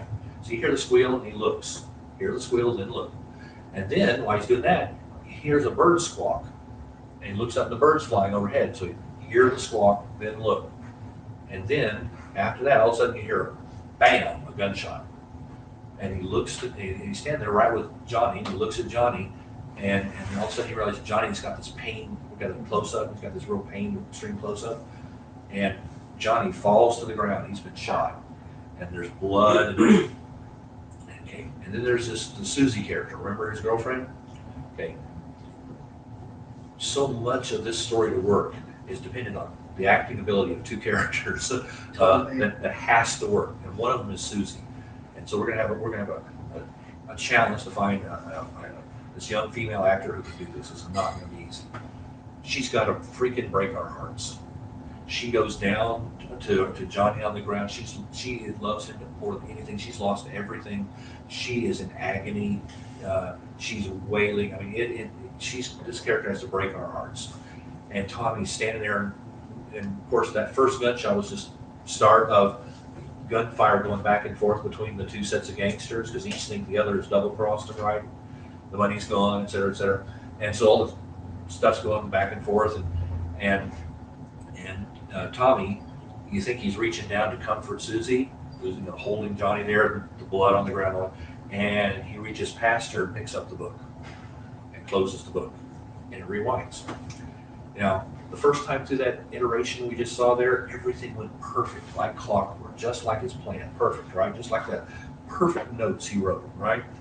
Well, he's got that plan there on the clipboard, and what you see is he's come back, and now there's a couple marks to it, a couple of hastily written changes, and some things, and we go through the scene again.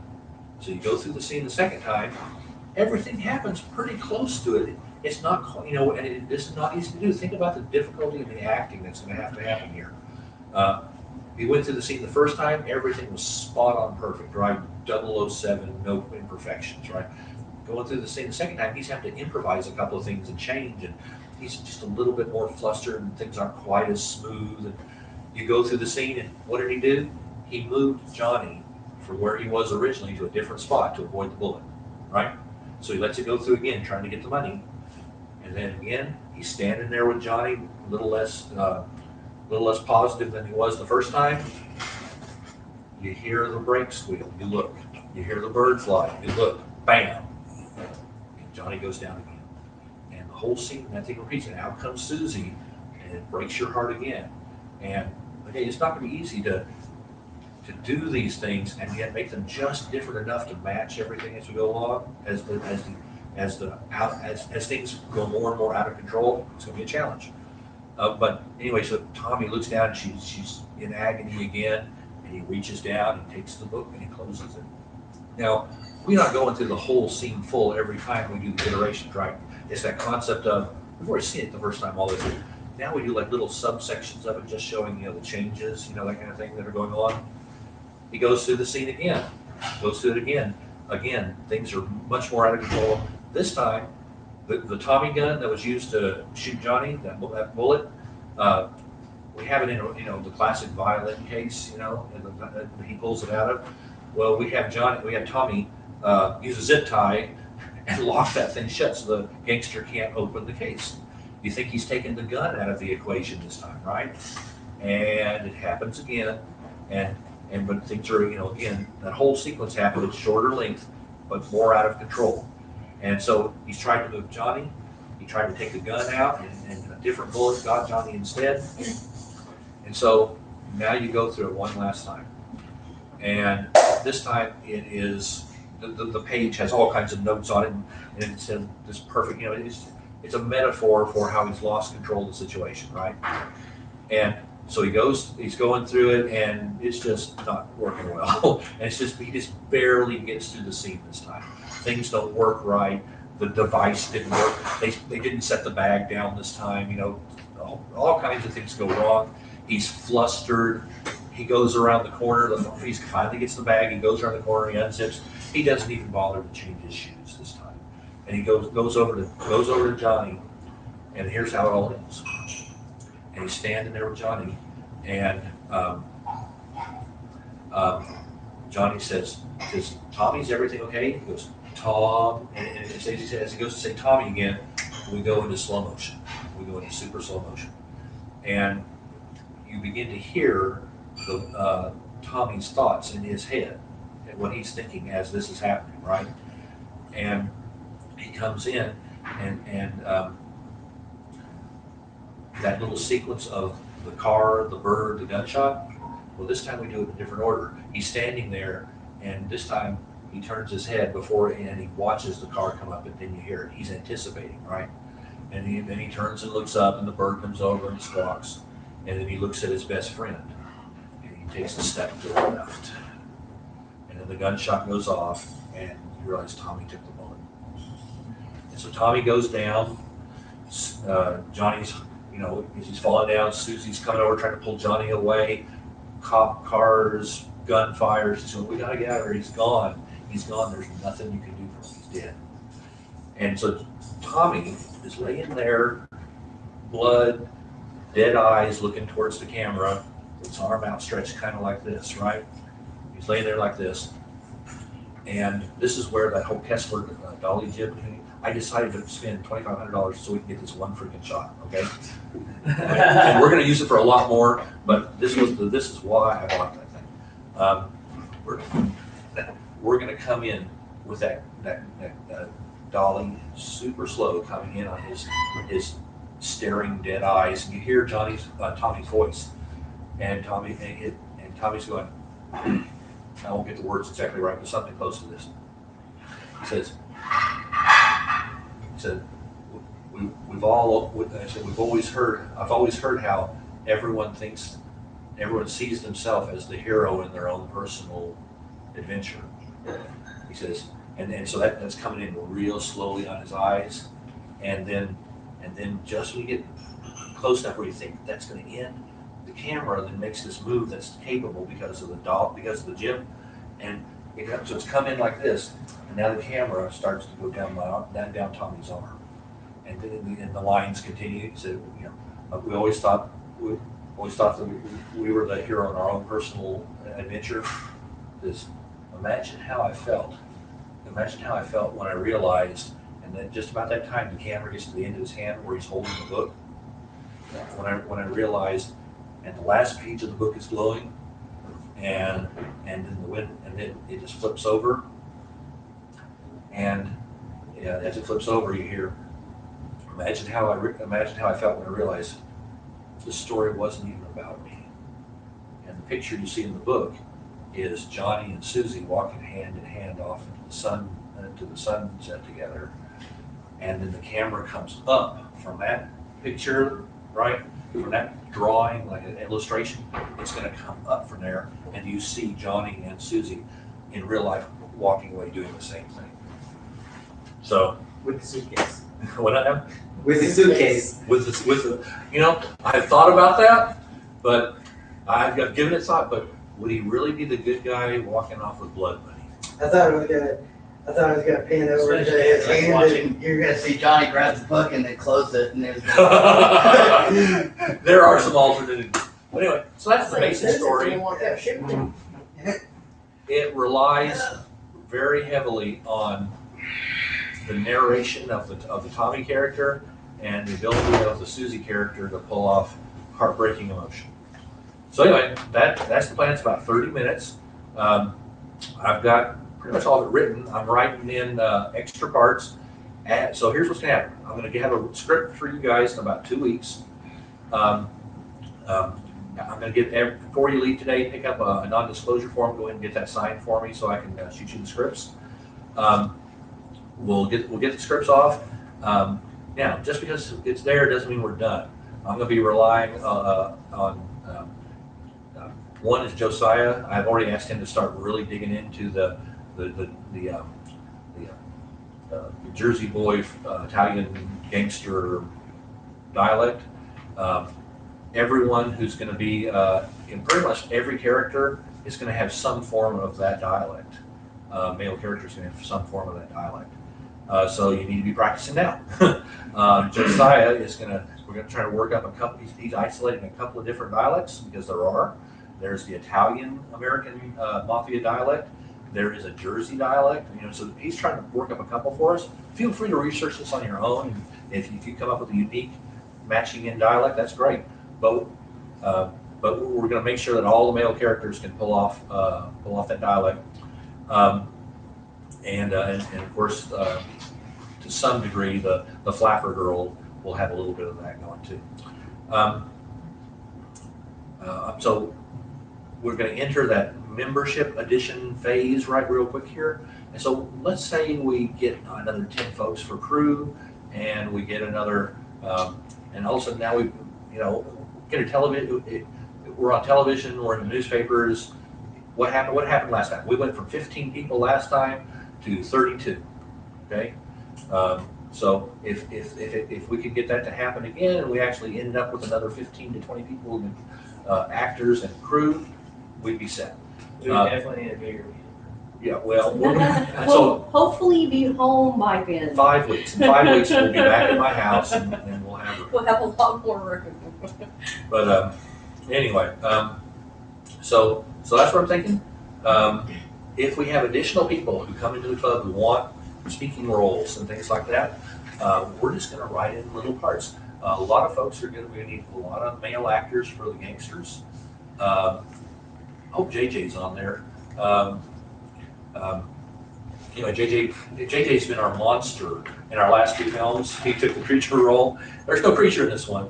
And anyway, so I think he's going to do. He'll get to step out from behind He's the going to mask. step out from behind the mask this time. Hope you're listening to that, JJ. Anyway, so that's where we're going. As we get new people who want to be on camera, I will do my best for us. We'll try to write in some parts. And so if you want to speak on camera and you can pull off your lines, I'll put you some lines in. That's just how I feel about it. All right. Got any questions? Feel good about the project? Yeah, and again, this is the one. This is it. This is the one that we shoot to make a A-level film all the way through, and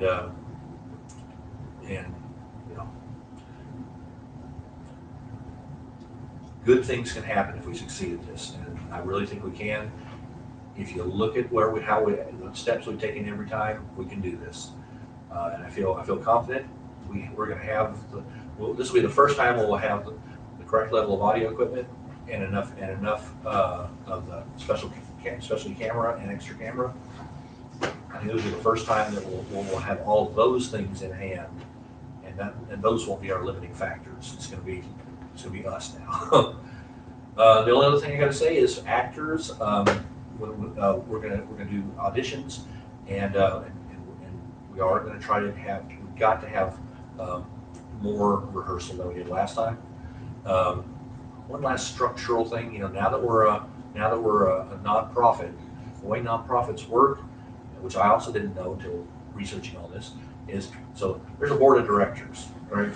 And So we set up a board of directors, and the board of directors selects officers. Officers are financially responsible. I didn't want anybody here to be financially responsible, so Tanya and I took that. Yeah, that way y'all don't, you know, that if If there's, something bad yeah, if happens, anything no one- occurs, then Right. no one will be liable monetarily for anything.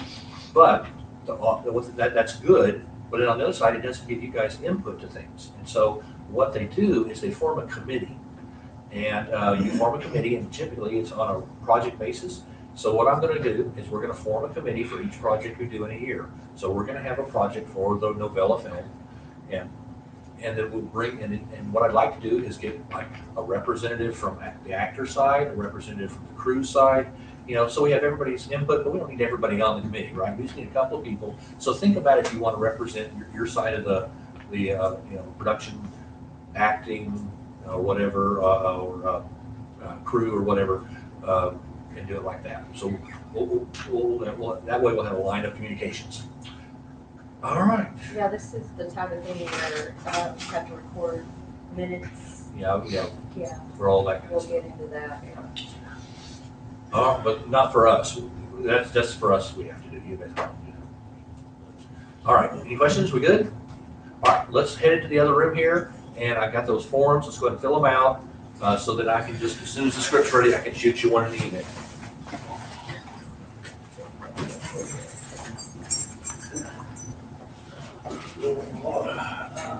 How we doing? You heard you're sick. Seasonal shift, yep.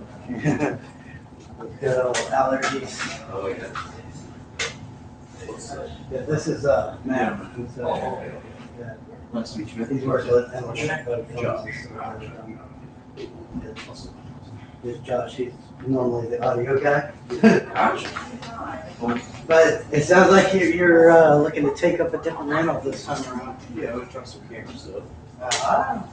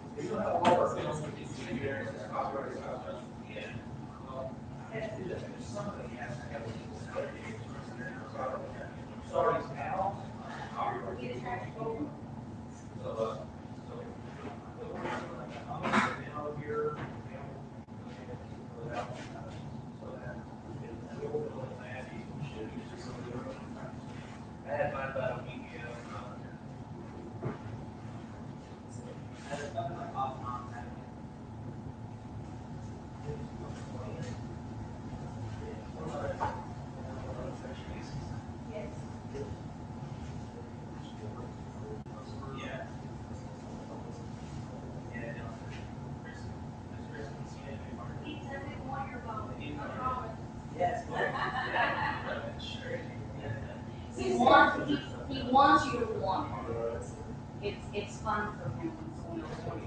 Otherwise, he's had it since last night. Nobody wants to go really needing a student decided that I could run a bed. He sleeps with it. I give it to him for bed. He sleeps with his heavy shoes. Shoes on the bed, right? Shoes. Tear apart.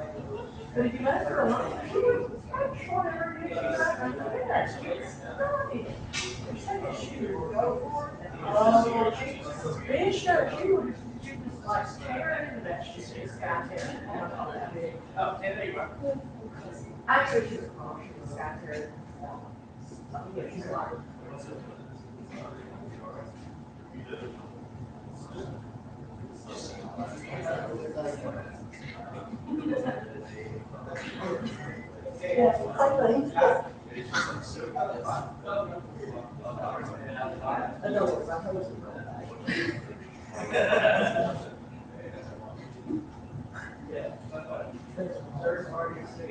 I was in my neighborhood.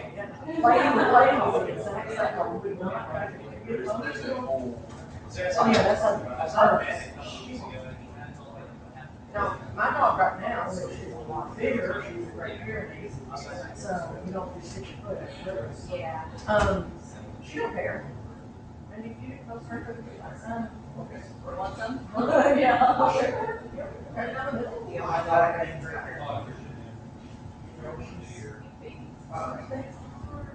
Well, she's had, she's a Great Pyrenees, and I don't know if you know the breed. Okay, she's had that. Which is just, basically, it's just a brown up here. It's the same thing. It's a brown, the black, it's a black. But, she's had. Her name's so. I kept trying to call her Tessa. Okay, I'll go her. I just don't understand. I kept trying. She just kept looking at me like, really? So she ended up so weird.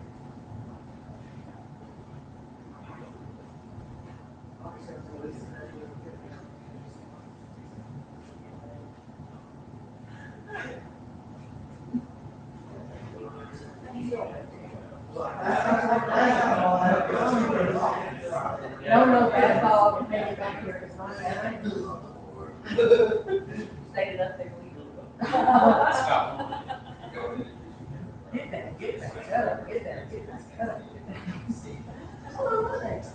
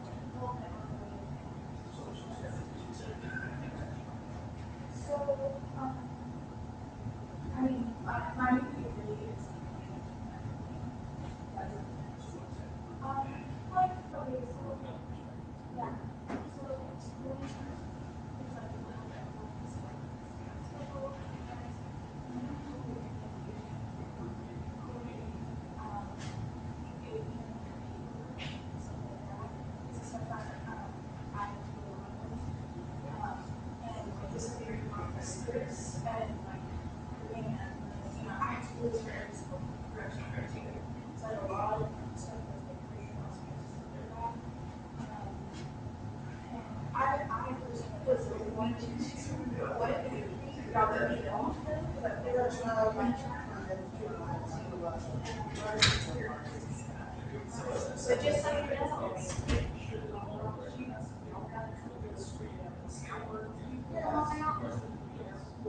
Personality, whatever, regardless.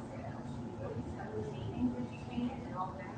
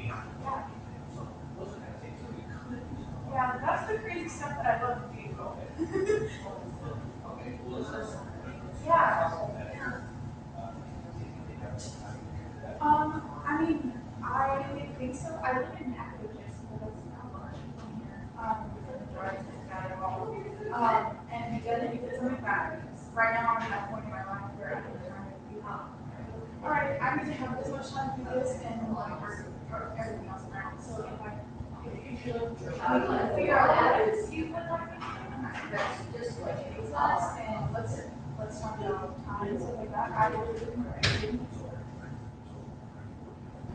I'm in school right now. Yeah, but I'm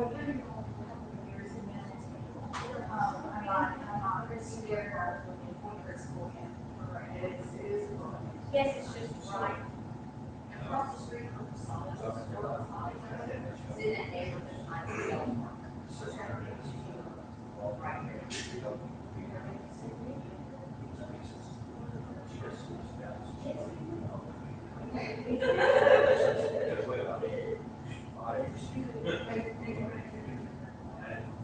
No, I did. Yeah. It's so lucky here.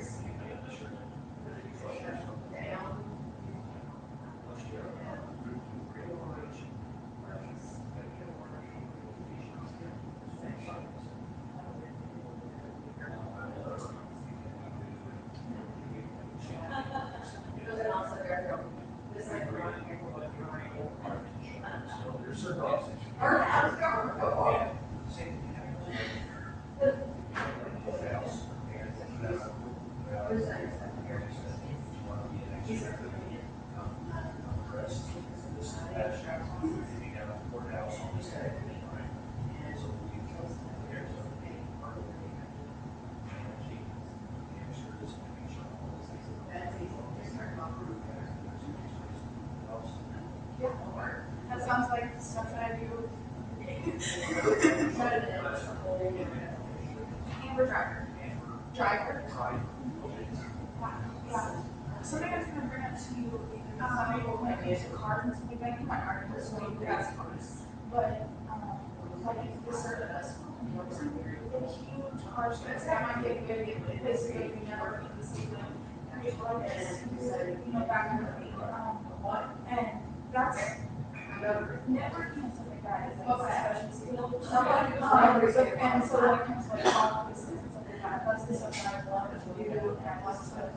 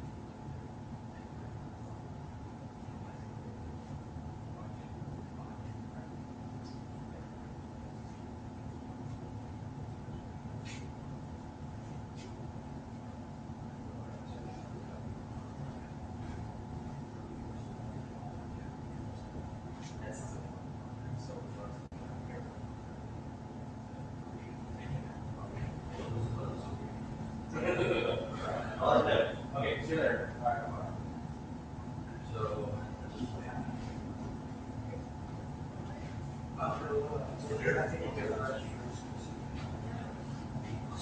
you got a chance to talk to Mitchell? Okay. That is for the acting and stuff, but a lot of it is technical or something.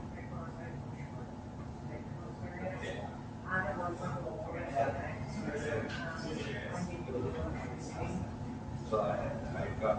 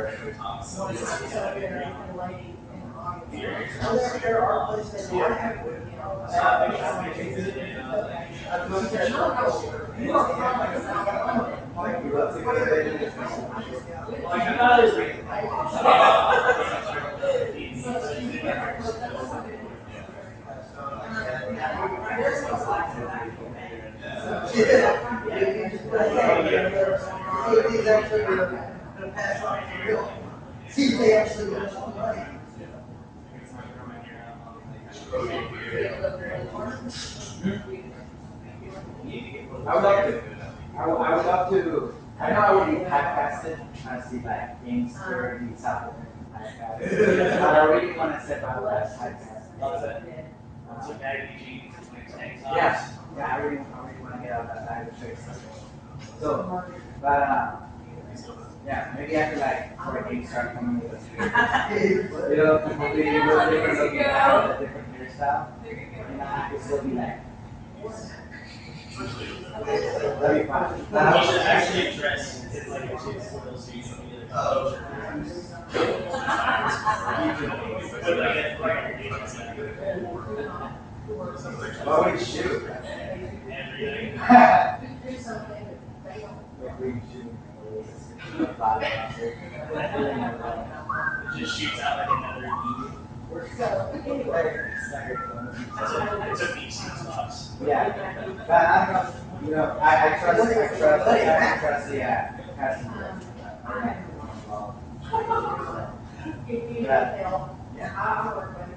Yeah, it's, I love how big it's getting.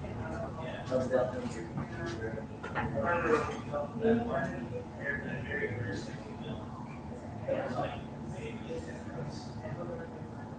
And it was like one of those things where you have never seen twice.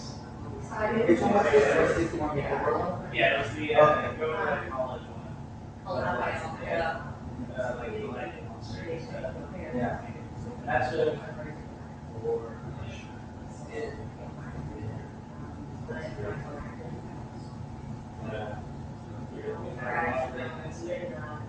or Did she work out? Oh,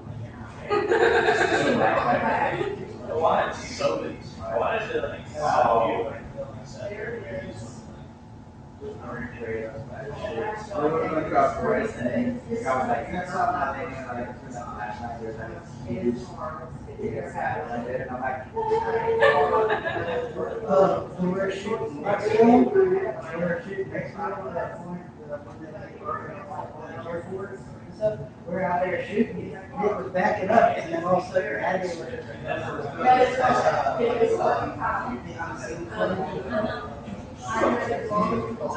he said, spiders? She's like, no, snakes. He turns around and threw a 4-foot water hose on the log. Oh my God. And that was the area we were fully in. Like, it was going back into like a tree that was like, it was going like popping out, so like the little snake's head just kept popping out. So we really shot there, and tried to like, as long as you don't mess with this, you won't mess with us. Yeah. Like, you got a free actor right there. I didn't really see. He's the big place, but it's resting on the log right behind me. Oh my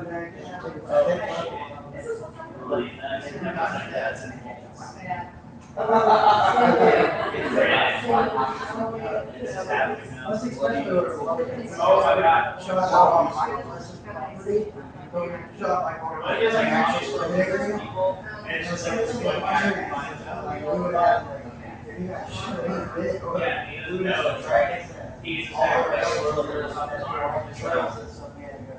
yeah. And then, like, as soon as that happens, like, it shuts down for a second, like, that scene in his brain, and he's just like, you know, you're kind of directly on. There we go. We just made it. Yes. And then that's how short they go. Yeah. They got a movie about short swaps, a movie about tornadoes. Yeah. He was like, you know, I watched this yesterday. And then when I was falling asleep, Jaws came on, and I was like, that's really funny. There were sharks in the water. This is like, oh my God. That means like, he came over and texted me the exact name of the state. This is a franchise. This one has characters. he's like, all right, it's getting a little repetitive, you know, all this stuff being done, you know, constantly in the same areas and stuff like that. Yeah, can you mix it up? How about we do it in space? Dude, I would love to have a space movie. But there's actually a Sharknado in space. Yeah, that's how stupid it got. He got even it got worse. The CGI is just animated, like everything's real live, but then for like the CGI, it's just Like they couldn't get enough actors that were actually willing to just get their career or whatever to be in it, so they added people that animated characters. I just cut out something. It's just like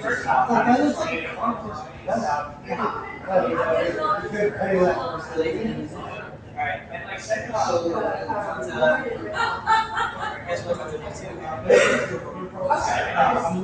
the sharks.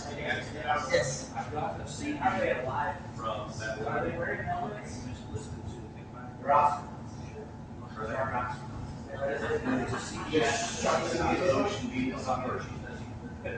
What if it's just the world that they don't know what it is about?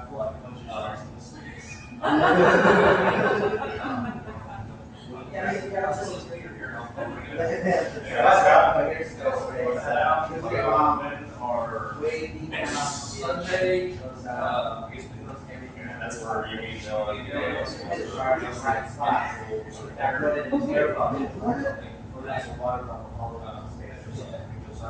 Why stop there? If we can go up that road,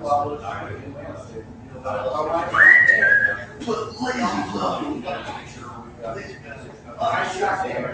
I'll allow to get sucked into the space here, and then shot over. So next Sunday around this time? This is a traveling station.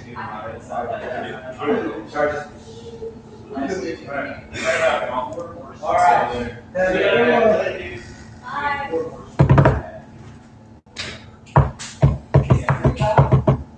So, no, that's the one that's great.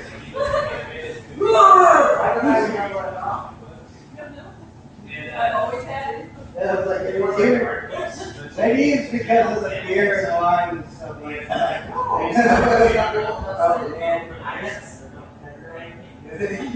We got women swimming.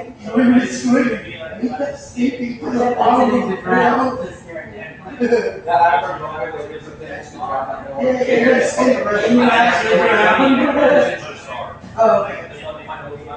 Oh, speaking of that, the interest that I have, that's pretty wild. Julie is stuck on my toe, I lost all my ability, my contract, I woke up the next morning on my cousin's house, and just my box was in with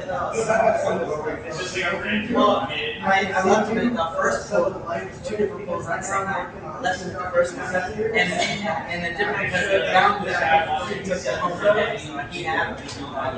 Yeah, that same night, I got my own camera, it just got crazy from there. Yeah, I was like, hospitalized for the guy right long and everything.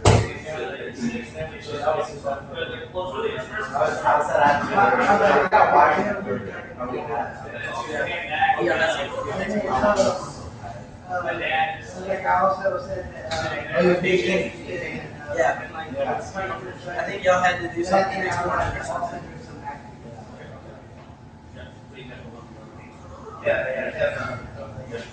Cool. Either way, so I can ask you if you're interested. You saw what we're doing, you kind of think you might be interested. Oh, yeah. Okay. I mean, I write too, but I don't think you need to Not today, but you know, we're all about. Because me and you have one company that we collab with. Cool. And so you're acting, flying is on scene. I'm not talking character. I was a star. He was just a detective in my picture. If you ever watch it, I'm just. Awesome. I'm always on that. Well, like the, as soon as I get the script done.